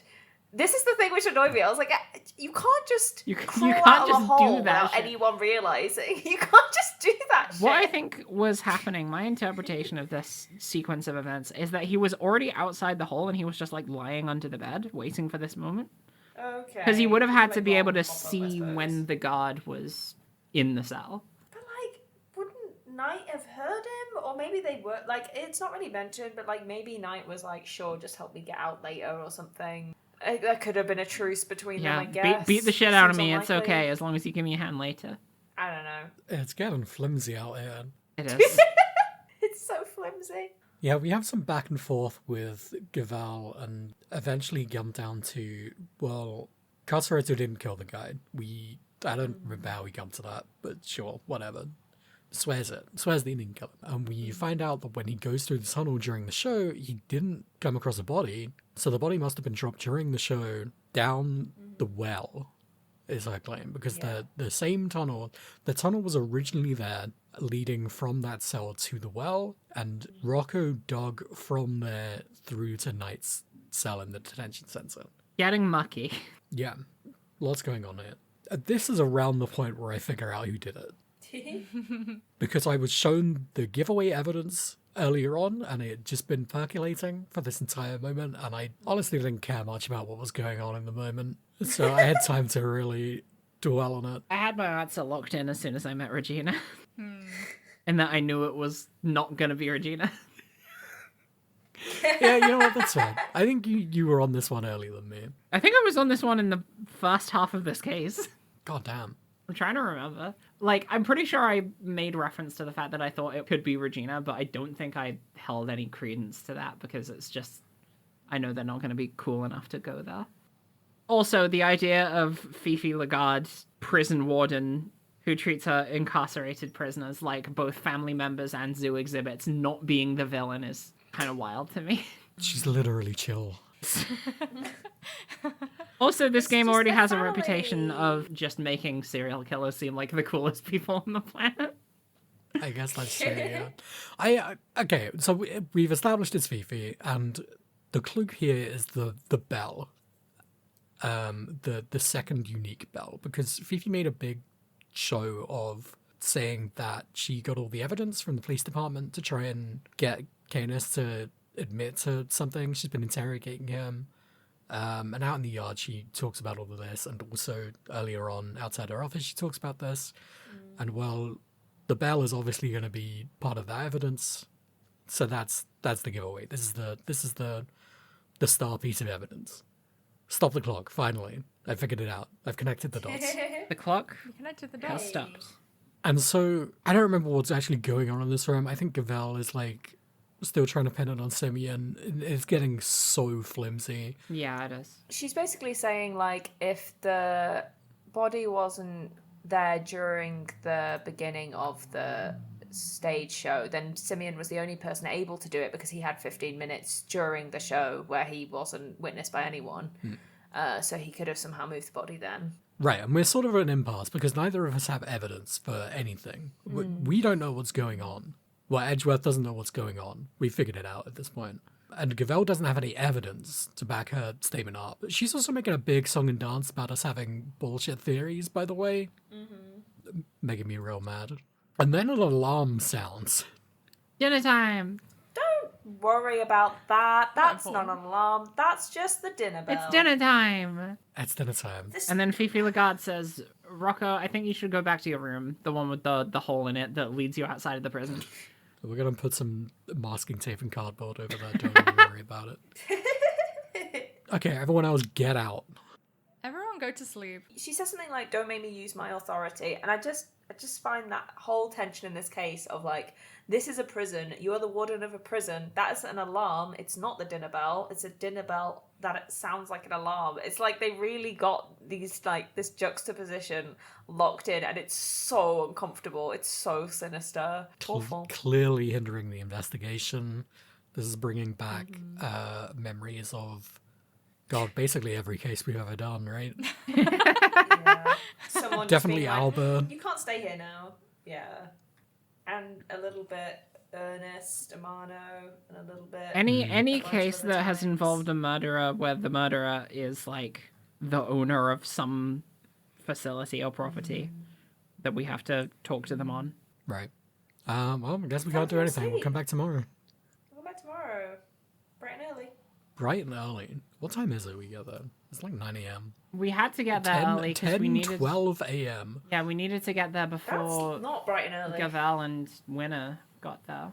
I don't think Eustace is old enough for me to refer to him by his second name only. I don't think he's reached that level yet.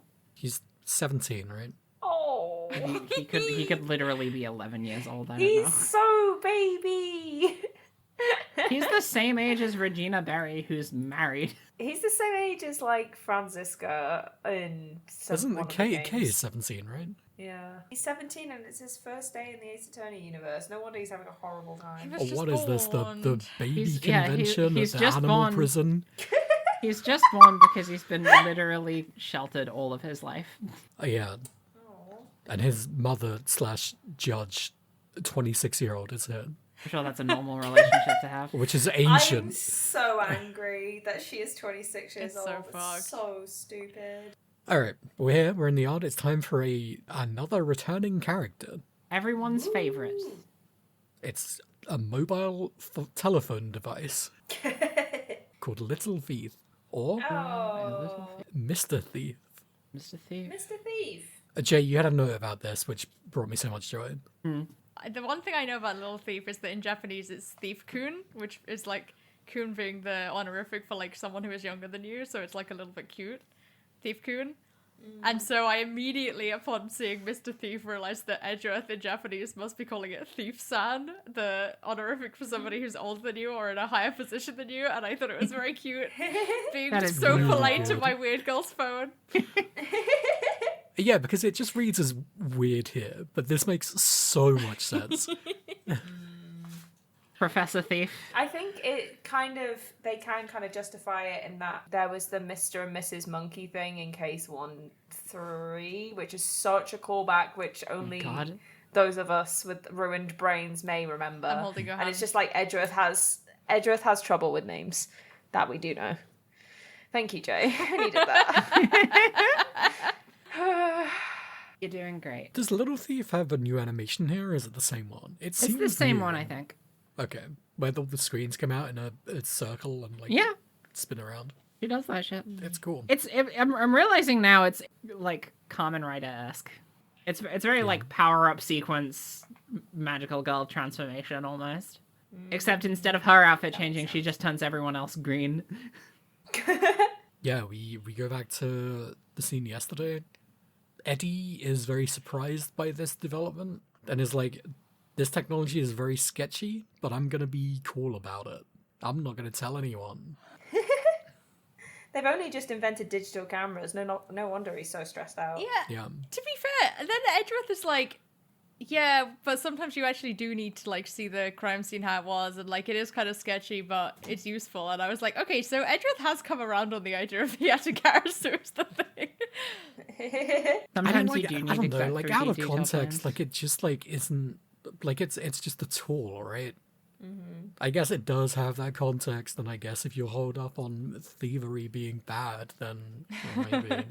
I wasn't really Well, expecting then. them to bring Little Thief back, to be honest, because something about the way the previous game was written felt like it lended more into the tongue-in-cheek, fantastical, over-the-top nature of Ace Attorney. And like in case 1, I was like, this case, even though it's still an Ace Attorney game, feels like it's taking things a little bit more seriously. And I don't know why there was a part of me that was just like, I don't know if Little Thief raises too many like fridge questions.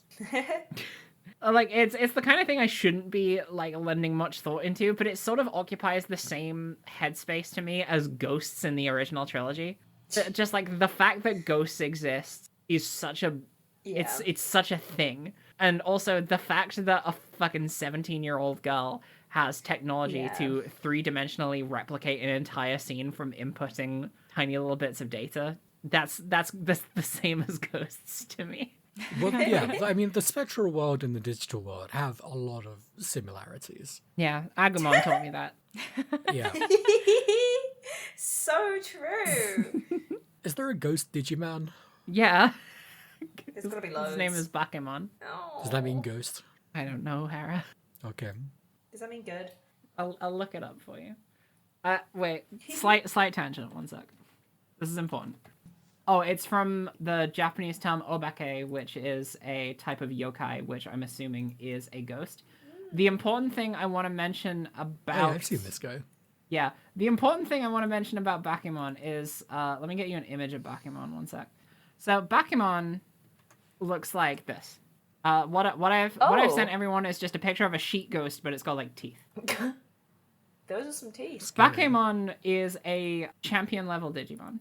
Bakumon's alternate Digivolution into another champion level Digimon called Soulmon looks like this. Okay. What I've sent everyone is a picture of a sheet ghost with a witch hat on it. And teeth. Over its eyes. Yep. Overexcited is the worst part because the thing that you failed to mention about the original one is that it has, and this can only be described in one way, the Digimon eyes. Those are the eyes the Digimon have. That's my friend Terriermon's kind eyes, but they're on a scary ghost. Those are Digimon's eyes to you? That's just black with a white dot in it. It's so round and so, like, 3D. Yeah, they are good at eyes. If there's anything that Digimon are known for, it's their cool eyes. I'm not even joking when I say that. Anyway, we're in the digital world, much like Digimon. I love being here. You know Kay would love Digimon. Oh, abso-fucking-lutely. Hold on. No, I can't do this. I can't do this right now. This will take 3 hours. Gotta be on my best behavior. There's new question mark cyberspace music. Maybe. I thought it sounded different. I couldn't tell though. Either way, I liked it. This is Kay's Digimon, by the way. You were so fast. Yeah, I'm really good at this. Oh yeah, that is true. Can you tell us the name of this good friend of ours? It's Falcomon, because he looks so much like a falcon. Falcons and crows are basically the same thing. Oh, I can't believe you would say that. We're in the digital world, and we decide to look at the well again to actually observe the evidence there, because we didn't really bother the first time around. Yeah. And we find the 30-pound weight, we find the rope, we do some logic stuff. We do so much logic in this yard. So much logic. And I actually wrote them all down. So the things we discern around us, is that there's stuff around the well. We notice the elephant. We figure out Simon's trick to fling him off the stage. And we notice the disappearing apples. So I think what we first, maybe at least what I watched, we use the items around the well to connect with Simeon's trick to figure out that's how he did it. He used the well, used a weight on a rope to counterweight him, and then there's a stake held in place to stop him from being yanked around before he's ready. Which means he was, like I said before, running around on the stage with a rope connected to him. Mm-hmm.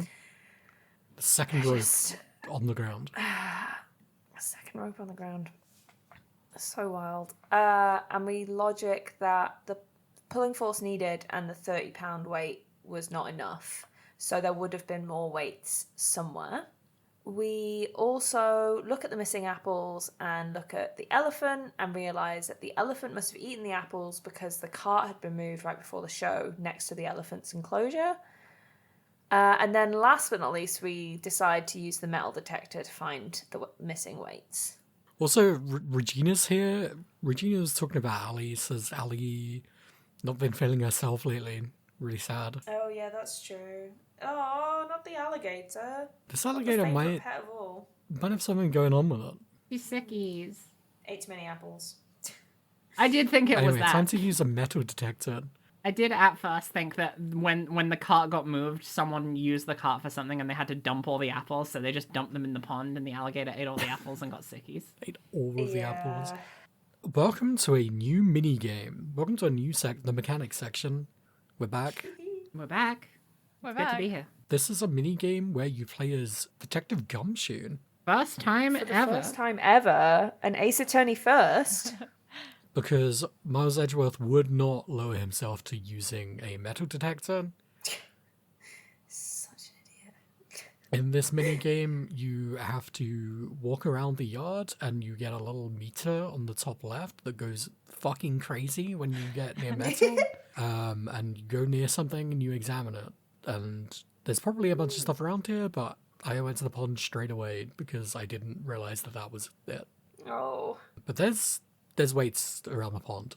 And also, there's metal in the alligator. What could that mean? Metal in that gator. Alligator not supposed to have metal in it, I think. Well, here's the thing. Alligators are capable of digesting metal.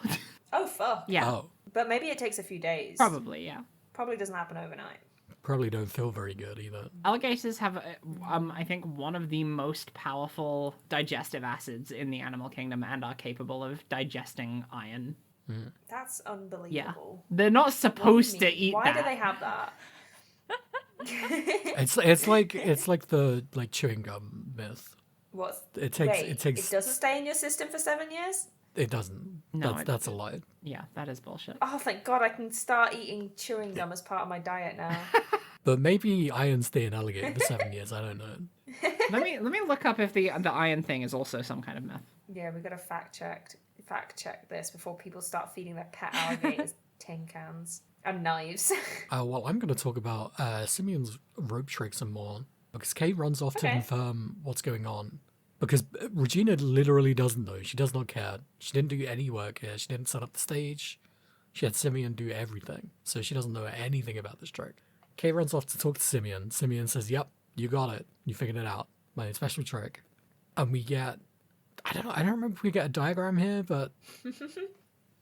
Yeah, there's like some kind of like cross section of how it was set up, something. yeah. I'm pretty sure we do. Yeah, it shows you like the stake in place and stuff, and the well, Yeah. and the multiple ropes. It's great. We love a fucked up diagram. Oh yeah, here I've got it. Internet You see isn't the helping me watch ropes the like alligator crisscrossing? There's the 3 pulleys involved in this setup. How is the physics of this? I mean, I think it checks out. Yeah, it's relatively simple. The thing that bugs me is just the fact that Simeon Saint had to be holding onto that rope the whole time. Yeah, Which one? The one attached to the stake rope. Yeah. I don't think he had to be holding onto it. It could have just been lying on the ground and he just whipped it out. Yeah, I guess that's But true. like, how are these ropes moving through the stage as he goes across it? Unless he's just stood in one spot the entire time. Like, I don't. Yeah. Well, he didn't have a lot of room to move around. There were 2 large animals on it. That's true. That is true. This sounds like the most boring show you could watch until the tiger jumps through a flaming loop of fire for no reason. I think I would Yeah. like to watch And Simeon Simeon Saint flies off stage. get fucking zoomed away. All right, you know what? Yeah, his trick does make it. I was thinking about, like, what if the... Spoilers, they tie the body to the rope. What if the body is, like, way heavier than That's the weight he exactly what I was uses? thinking, Hera. And he just, like, gets fucking shot off the stage. Breaks his fucking neck on the first pulley. Yeah. I wonder if it just hits the ground first before pulling him too far. Oh, wait, he still has to go through, like, the door in the like, top of the stage. I'm assuming it's just a partition, like a curtain or something. Yeah, I think it was a curtain. Oh, okay. It's actually the wooden sign. Well, there's a wall behind it. Then we look at the cart and the power room door again, and we're like, someone probably went in here. So we go and check it out, and we can't get in, so we call the guard, and the guard's like, can't help you, boss. Fifi, the guard, is the only one with the key. We're looking directly into the camera. How interesting. How did someone get hold of the key from the warden to get in the power room? Weird. That's tough. So bizarre. Edgeworth catches up at this point. It's like, okay, look, I'm pretty suspicious. And before we go and get our woman, Eustace and Gaval turn up. Oh. Very, very confident that they've arrived before us. Eustace is Oh. says that, what is it? The early bird The wins early the bird worm. wins the worm. Sentences that Oh. just, It's got to be like 12 p.m. by this point. I love it. Sees Edgeworth, Gregory, Kay, and Gumshoe, and basically freaks out immediately. Oh. Realizes that the game is lost. It's so lost. But this is good, because this is basically the first time in the entire case that we have the advantage over these 2. Yeah. It's because we got up so early. Yeah, the early bird wins the worm. True. He wasn't wrong. Your prize? 1-1. Woo! So it's time for our final battle against Verity Gavel. Which starts with us being like, we got here so early because we care so much about this case. And Gavel is like, this is not my only case. I've got other shit going on. Yeah. And then it turns out the only shit she had going on was going to the autopsy office for this case. Oh, that's really funny. Also, I would like to just remind everybody, she is a judge. Why is she here? Because she's Go away. a roaming judge. The courtroom is wherever she is. The courtroom is wherever her and Edgeworth are. Well, she's Also, here let's bring for your a kid good to work reason, day. which is that she's really paying attention to Edgeworth and whether or not he's going to keep his badge, which she brings up again. And Edgeworth at this point is like, Yet again. shut the fuck up. He says, Yeah, like, you keep saying that. the fate of my badge and the whims of the committee are of no concern to me now. The only thing that concerns me is proving Simeon Saint's innocence. Hey, Edgeworth, what happened to the truth? I mean, I guess at this point he does know for sure that it wasn't Simeon. Yeah.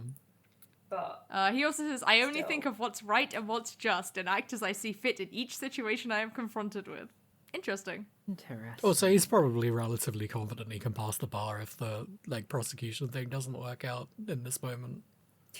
Maybe. Does he even need to? Like, he I don't seems know, to I just don't be know how it hanging works. out. Well, he's an employee of Edgeworth. Do you have Yeah. to retake the bar if you go from prosecutor to attorney? I don't even know. My understanding, university which fucking is knows. probably not correct, is that passing the bar is for Just for attorneys. attorneys, and prosecutors might have a different track. That is definitely not true in the UK, but who knows what the fuck is going on anywhere else, especially Japanifornia. Yeah, But also, like, the prosecutorial blah-de-blah also have, like, jurisdiction over attorneys as well, because she's already threatened That's true. Eddie. So, and the police, they can just get anyone fired. Yeah. yeah. It's We don't know ridiculous. the breadth of this organization. Yeah, we just have this one acting member. Two acting Yeah. members? I don't know if Eustace is involved. He's just kind of there. He's just he is just kind of there. He's just here to have a bad time. Oh no! Not this 17-year-old boy who's never left a house before. He doesn't even know what the bar is. He doesn't know what the bar is. He doesn't know what law is. He's simply a boy. There's a bit, I think it was earlier, but there's a bit where Goval is threatening Edgeworth's badge, and he says, well, I'm not here as a prosecutor. I am here representing my father's law firm. And that I thought that was good. We love nepotism. Yeah. Does it count as nepotism if, like, your dad's dead and the guy who actually runs the law firm fucking hates you, but is also kind of like, well, I kind of do need you to step Well, up? he did get hired on the grounds of who his father was. He did do that, yeah. So, yeah, definitely. To be fair, he's not getting Yeah. paid. That's true. Oh yeah.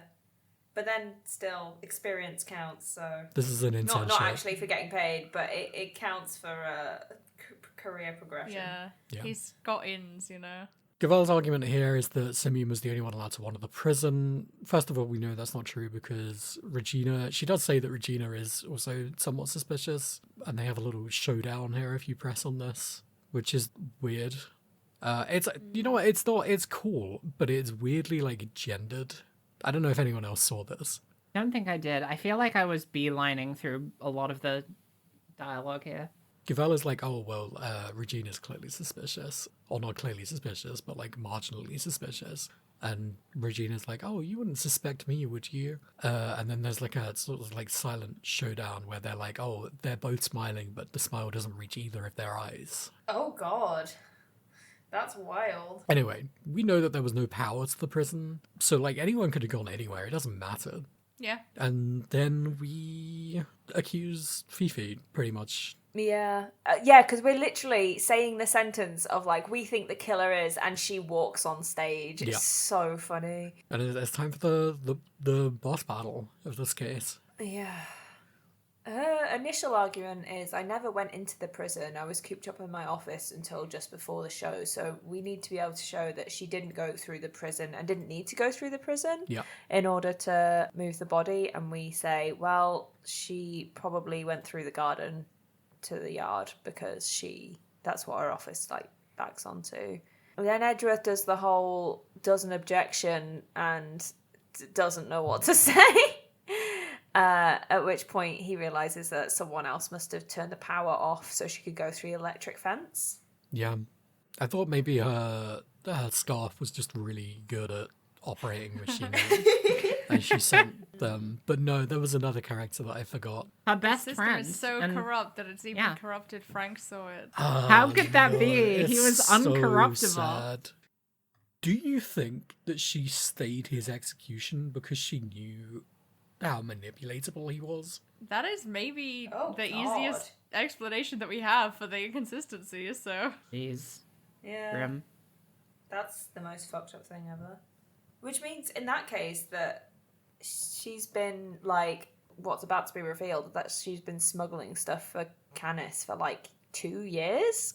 Her Mark? entire angle 3 years? throughout this whole thing is that when Canis got transferred into this prison, it like ruined her picturesque, freaky, fucked up prison family because he was scary and intimidating because he kills people. Oh no.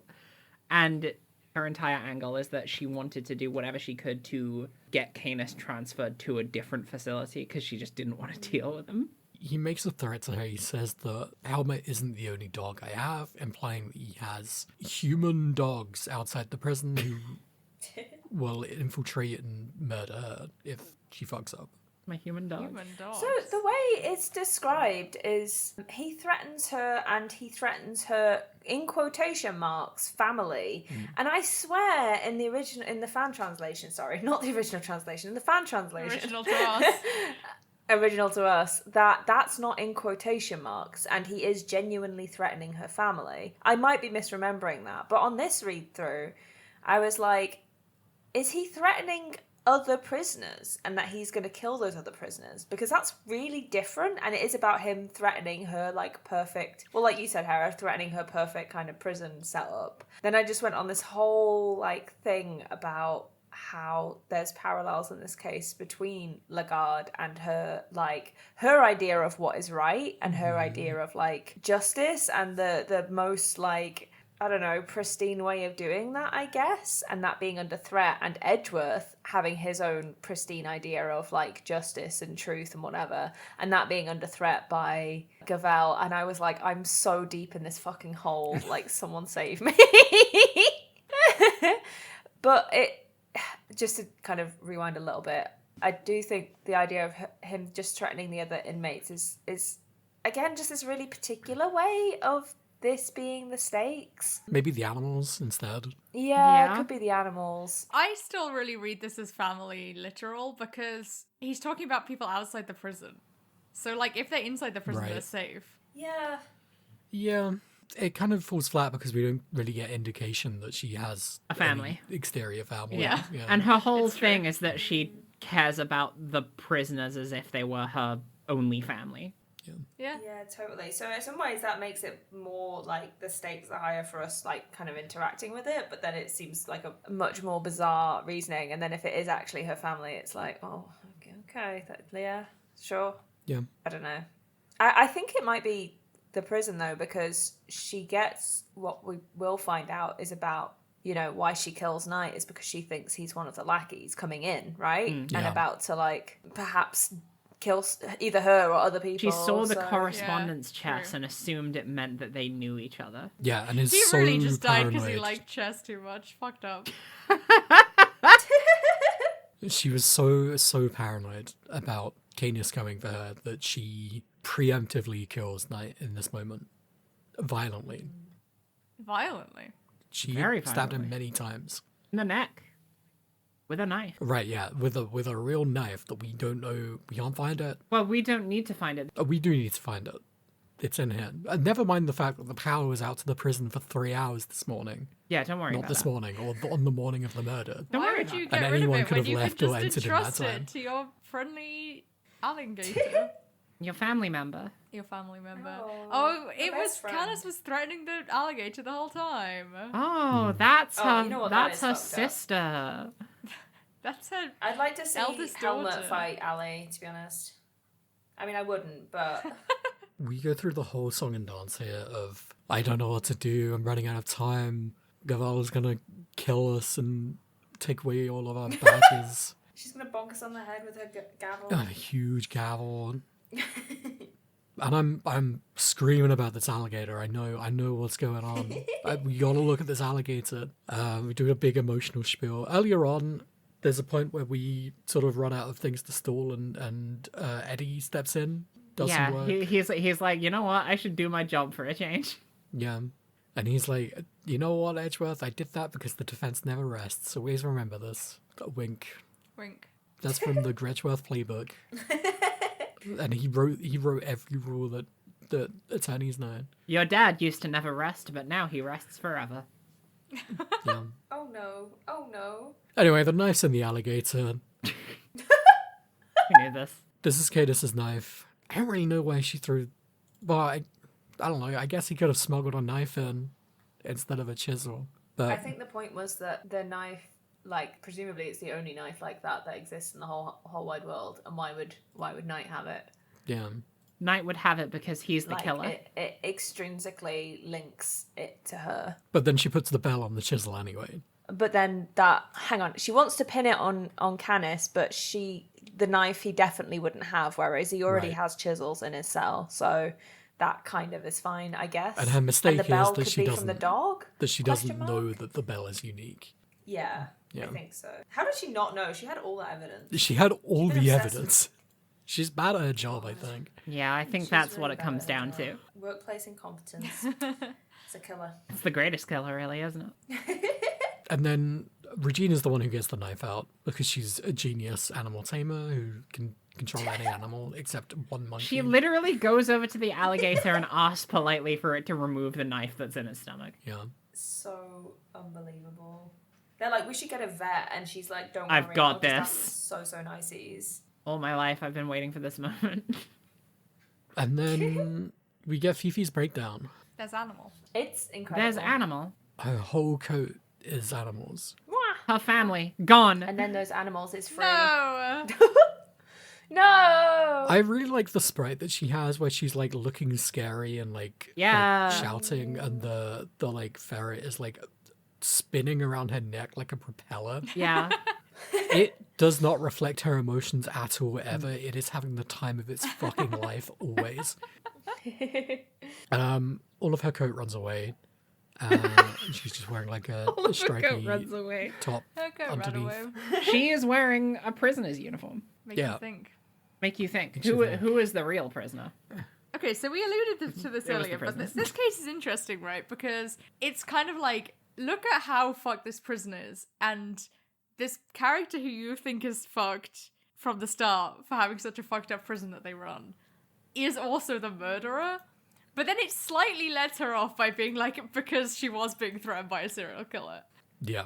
I don't think threats are a good enough justification to start killing people.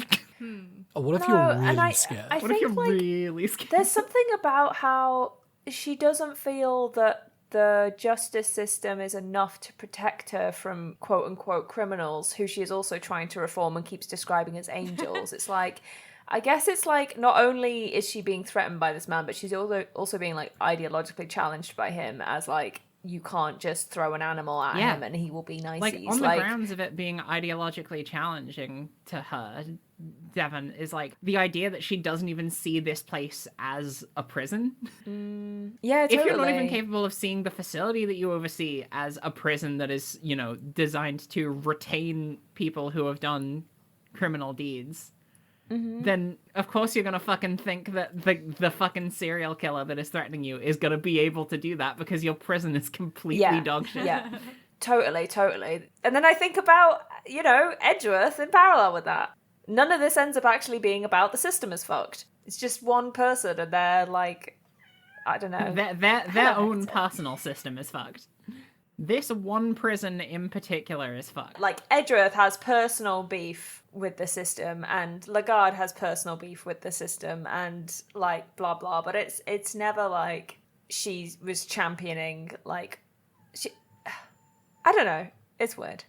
This case is a little bit perplexing, I will say. I was expecting some kind of conspiracy because of the fact that they alluded to there being some kind of conspiracy at the end of the last case. Yeah.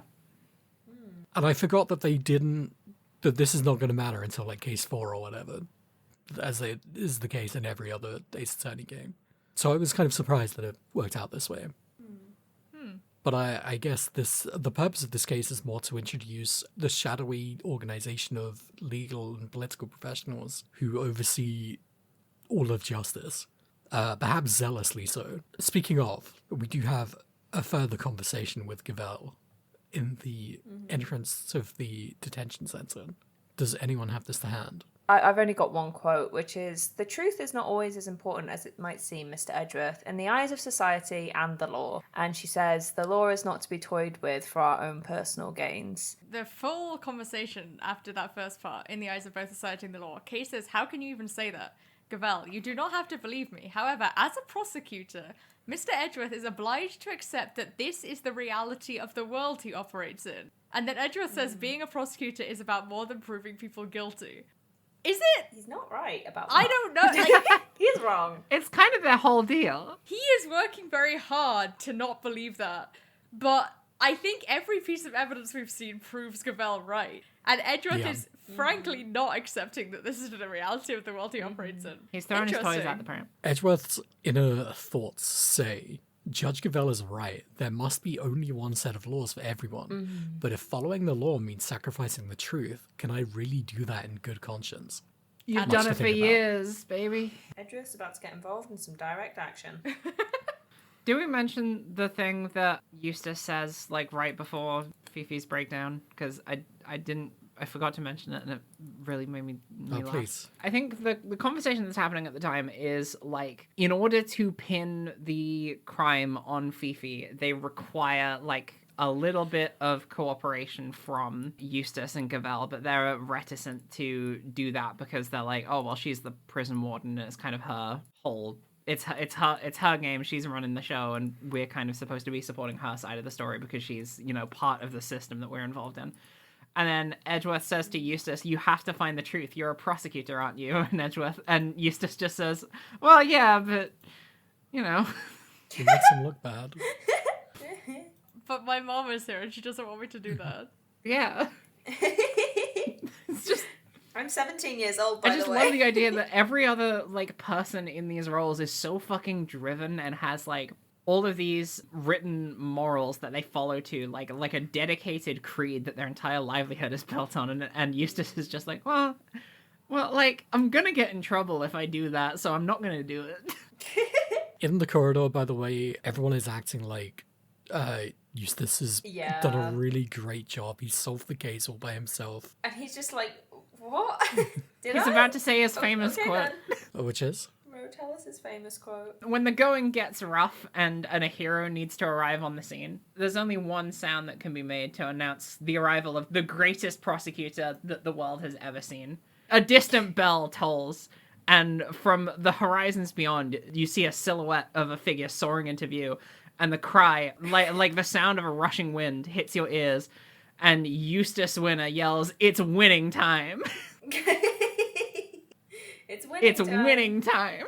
There's a guard here that keeps calling him Thwinner, I don't get this. which is don't get either that. foreshadowing or a weird bit. Foreshadowing of what?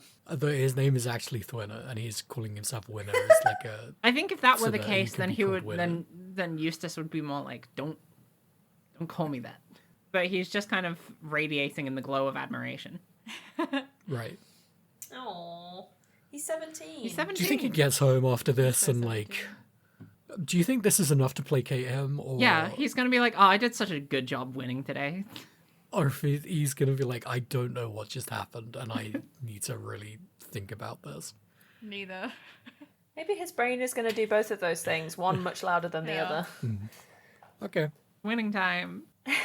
Okay, so they leave. Simeon's here. Simeon's here. Simeon's do here. more Party bits. Baby is here as well. Yeah, Of money is course. here. Importantly, Party Baby is free. Party Baby is here. You get to see Party Baby overworld sprite, and he's so little. He's so He's so teeny tiny little. Aww. We comfort Simeon in the worst possible So way. fucking bad. Hey, Edgeworth is the worst. your best friend died and lied to you before he died. I hope that's cool. Your only friend in the world used you. It's so fucking funny like, the way no. Edgeworth is just like, no, he didn't use you. He just manipulated you by Trusted playing into you. your overbearing trust in him. He trusted you so much to bring him that chisel that he didn't even tell you it was there. He knew you'd never look. It's not important. He wasn't using you. He just thought you were gullible and manipulative. It's different. I mean, manipulatable. So we do some more funny bits, and then he leaves. Oh, Regina also says, don't worry about him. He'll forget about this by Yeah, tomorrow. which Yeah. Most fucked up thing I ever To be heard. fair, Do you think that's how it happened for her? I mean, kinda, it was, wasn't Yeah. it? Yeah. That was kind of her whole thing, is that she didn't understand what death was. But she does specifically say that her father was murdered. Yeah. In this case. So she's... You know, she's done a little bit of character I'm development. surprised she Yeah. called it murder. I think it was a very quick, like, they don't want to go into it, but look, she has learned since last time. Yeah. My father suffered a terrible Pepper's accident. And then they leave and we do our debrief with Fender. He spends most of it being like, please be your dad. Yeah, Please be your he's like, dad. Your dad was "Why so don't you cool. I come loved your over and dad. join the good side. Come be a defense attorney." And Kay and Gumshoe are very, very against this. I get why Gumshoe is. I don't really get why Kay is. Kay's father was a prosecutor. No, she's been kind of backing Fender the whole time. Oh, yeah. Ah, I see. But her that father makes was also sense. the Yatagarasu. I don't worry I think about that she wants Edgeworth to basically be the Yatagarasu prosecutor. Okay, that's fair. Everybody wants Edgeworth to be someone's dad. Not me.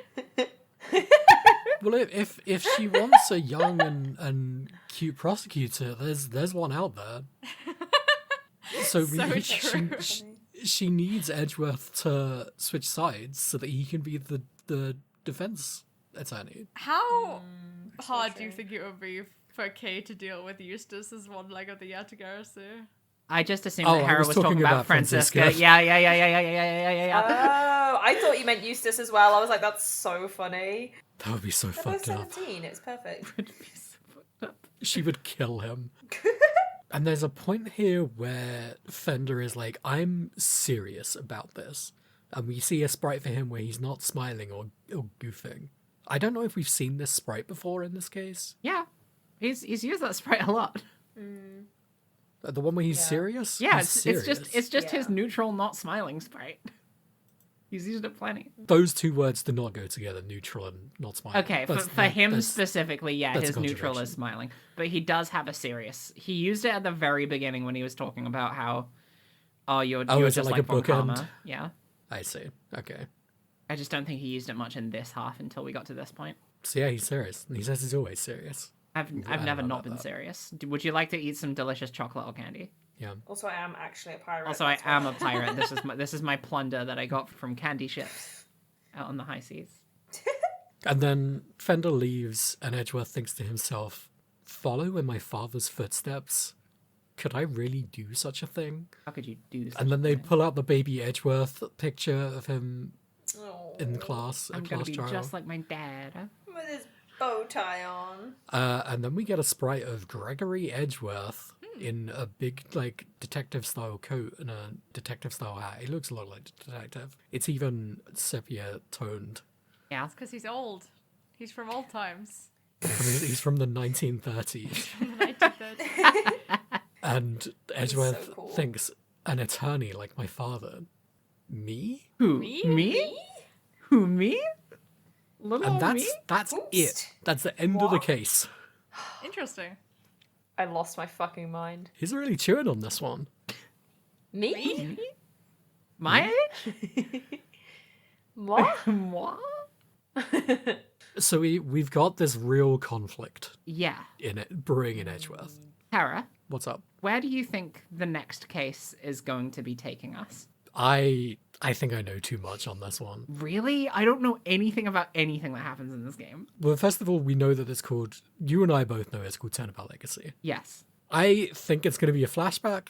I can't really justify this one because I think it's going to be a flashback to very far away. It's either going to be a flashback to Gregory Edgeworth's last case or just like some other significant case he did that loops back into the narrative of this game. They just showed us a sprite of Gregory Edgeworth. Yeah, I'm Like, saying that like was not a it's CG. That's a no, sprite. but I It's mean, in I it. mean, like it's Yeah. either going to be the case that ends up with him getting killed, or it's going to be a case that links back into the conspiracy that this narrative is building towards. But either way, I think it's going Canis to is going to be involved somehow. Ooh, yeah, I like the sound of that. We get a lot of talk about Canis's past in a way that seems like it's setting up for a flashback of some kind. But my impression that he gets put away fairly recently. I like that because just because Canis is in it again doesn't mean that he's the the culprit, because he wasn't the culprit in this one. And I think I prefer that to what was going on with Dahlia, because Dahlia was the bad guy in every single case she was in. He also heavily implies that he was set up in the case that he went down. Ah. I don't think I picked up on that, or I forgot. He could be lying, but he doesn't do much of that throughout this case, if I'm being honest. Yeah. My other theory was the much more dreaded Gregory Edgeworth is secretly alive and has been hiding from his son, Misty Faye style. You've killed Tara. Oh no, Hera's dead. Because I was going to be like, if Edgeworth's scenario with his dad ends up the exact same way it did for Maya Faye, that would be A, really funny, and B, literally the worst thing they could do. No, I accidentally spoiled myself on 2 details about this case. Well, I assume it's this case. I know one of the returning characters in it, and I know very vaguely when it is. So it's not much to go on. And again, I could be wrong. It might not be this case. It's the flashback. I'm trying to think of if it's a returning character. It's kind of called Turnabout Legacy. Yeah. If it's a returning character, it's going to be... I'm trying to think. It's got to be a character that's old enough to be from the age where Gregory Edgeworth was about. And when you say returning character, do you mean including Canis or like someone from the original trilogy? I wouldn't have brought up Canis if that's who it was. Okay, because the obvious answer is it's Yanni Yogi. Oh, that's fun. Yeah, but like, I'm trying to think of who else. Jean Armstrong. You're really going hard on this one. So here's my theory, sees right? one candy and has the worst flashbacks of all time. No, here's my theory. What this game has done so far is they've done the worst case from the previous game, but better, and the worst case from Ace Attorney 2, but better. What's to say they can't do the worst case from Ace Attorney 3, but better? Yeah, I guess. They're just playing all the... What's the opposite of hits? They're playing all the shits. I guess what this case could be is it could be both the Canis case from when Edgeworth is like doing it as a prosecutor, but maybe it is also connected to a Gredgeworth case, and you do like it's like a flashback in a flashback kind of thing. Do you think it's going to end with them doing the father-son? We have the Kamehameha? powers of time travel now. The what? Oh, you with mean Little Thief, okay? who will not be in the case, I don't think. Well, here's the thing. Like, Little Thief was something that Kay inherited from her father. Yeah. So maybe the technology behind Little Thief has been around for the past 20 Yeah, years. maybe we do some more like old Yatagarasu stuff. I don't know. That would be cool. Probably not, but that would be cool. Probably not. Yeah. Maybe. I don't know. They go so hard on the Canis stuff in this case that it really feels like they're setting up for something in a flashback. Yeah, I think he's got to be involved in more than this to an extent. And also, we know how the writing in these games goes. Yeah. He is not. We're not done with him. No. But is he going to be a bad guy? Because I think this game loves serial killers. Oh yeah, what if we get a new serial killer every game? What if what was his name? Joe Chill or whatever comes back? It's not Joe Chill. Chill. It's the second time you made that joke. It's not a joke. I just forgot his name. Joe Dark. Joe Dark. I'm thinking of Batman. I'm sorry. I know. I forgive. Joe Dark. What if Joe Dark comes back? Joe Dark is like the least charismatic person they could bring back, though. Mainly because we've never actually Well, we're doing our to him. serial killer world tour, so They bring back Dahlia Hawthorne one more time, somehow. yeah, Somehow Dahlia Hawthorne has returned. we could do some ghost stuff. Her soul got incinerated. Oh yeah. Well, that was just for show. What if it's a flashback though? What if she's Oh. evil baby? What if we go to the Baby. serial killers convention? They've all got their own calling cards. They do the fucking scene from American Psycho, but they're comparing their calling cards. The shell. Fuck. Fuck. I wish I'd have done that. That's so good. I don't have any wordplay in my name. Shit. I'm just called Joe Dark. I look so fucking stupid.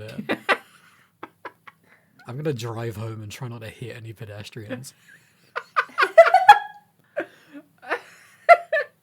I forgot that his whole motivation was behind him being a serial killer was that he fucked up one time really bad and didn't want anyone to find out. Yeah, he did the thing from a video game where you get seen by someone, so you just do a chain of, like in Hitman. GTA criminology. It's a literal video game character. All right, well that's our. What do you have any strong predictions? I feel like I kind of took the microphone from you then. I mean, like, aside from the fact that I think it's going to be a flashback with Greg Worth, I think it's going to be pushing the narrative for this conspiracy theory that is being talked about. It's probably going to have Canis in it, maybe. And then in terms of returning characters, I don't fucking know. Baby von Karma. Baby Manfred von Karma. Do you think he really is from the 1930s? The idea of seeing, like, a young, hip Manfred von Karma is No, he looks me. the exact same, except he has a giant lollipop.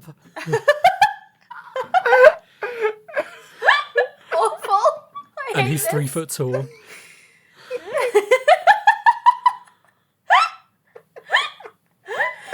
Oh, fucking hell. Like Manfred von Karma all over again. I forgot I have to draw a new Von Karma every You need to episode. start a collection. These are your new adoptables, Devin. Oh, maybe we're gonna see young Winston again. That would be nice. I'd like that. Aww. I'd like that. His shitty pompadour, yeah. It was cool. It's cool. No, it was cool. You don't get it. His smoking hot wife loves it. Oh, Jesus God, Christ. Winston Payne and his smoking hot wife. Can't wait to meet his wife. I mean, we have precedent for him being somewhat involved in what's going on, I guess. Yeah, I guess. He's hanging out with the extremely suspicious chief prosecutor. Was it? Yeah, it was chief prosecutor, wasn't it? I couldn't remember if it was chief prosecutor or chief of police. So I don't know. Anything else? Yeah, any final thoughts? My final thoughts is that I've really fucked myself over with ratings forever. And it's bad. Ah, shit, it's bad. Do you want to pick a new racing system from a different Devil May Cry game? No, I'm going to have to think about this. I will continue for today with my current rating system, but the thing is when I rated every single case in that last game, Smoking Six Style, and then I think about rating anything not Smoking Six Style, it feels like I'm stabbing myself in the heart. So it's a problem. What if we just all collectively agree to forget that bit? Please. Yeah, I would love that. That goes to you too, listeners. We're all collectively forgetting that. We're not going to let this outlier affect the sanctity of ratings. And they are sacred. What? Is that really how that word conjugates? That's fucked. That shouldn't be allowed. They're sanctuous. Sacrosanct. I don't know. What does sacrosanct mean? Same thing, I think. Probably the same. I hope it comes up in a crossword. We'll find out. That was going to be my yeah. recommendation this week, was do the crossword with your friends, by the way. I guess it conjugates as sacrosanct. No, because that's sacrosanctity. So is it sanct? That's what I said. That's what my brain provided to me, and then I was like, that can't be right. All right, let's do ratings quick before we all fall asleep. Good idea. I am gonna just do everything's fine. I'm gonna say this case was Smoking Style. I think it was fun. We met some amazing characters. I thought it went on a little bit long. There was some bullshit in there, but I had a lot of fun. And I feel like it laid a good bunch of stuff for me to think about and ruminate about for the rest of the game. Hell yeah. This case stands up really, really well, especially the first half. Like, playing the first half of this and being like, oh, maybe this is the best one? Maybe this is the best one. That was fun. And the thing is, the older you get, the more baby Eustace is. And so my recommendation is to play this when you're 31 plus. Maybe my recommendation goes into the future now. Maybe that's something I have to think about. Play this one when you're 50. I can't wait to play this at the old people's home. Well, two things about this case. First of all, I like the sort of conflict that's emerging within Edgeworth here. This is good and fun. Second of all, something else is happening here where we've done a lot of crimes in this series. So, in order to both invent fresh new crimes and also keep it challenging for the player, we are starting to get very convoluted. in how these crimes play out. And that's a big plus for me. I fucking love this bullshit. When they showed me a diagram with lots of ropes and pulleys and like a body moving down into a well, oh, chef's kiss. That rules. So this is a green for me. Hell yeah. Wonderful. I think that this game has gotten off to a very, very strong start with these first two cases. I think that this one it really, really had me in the first half.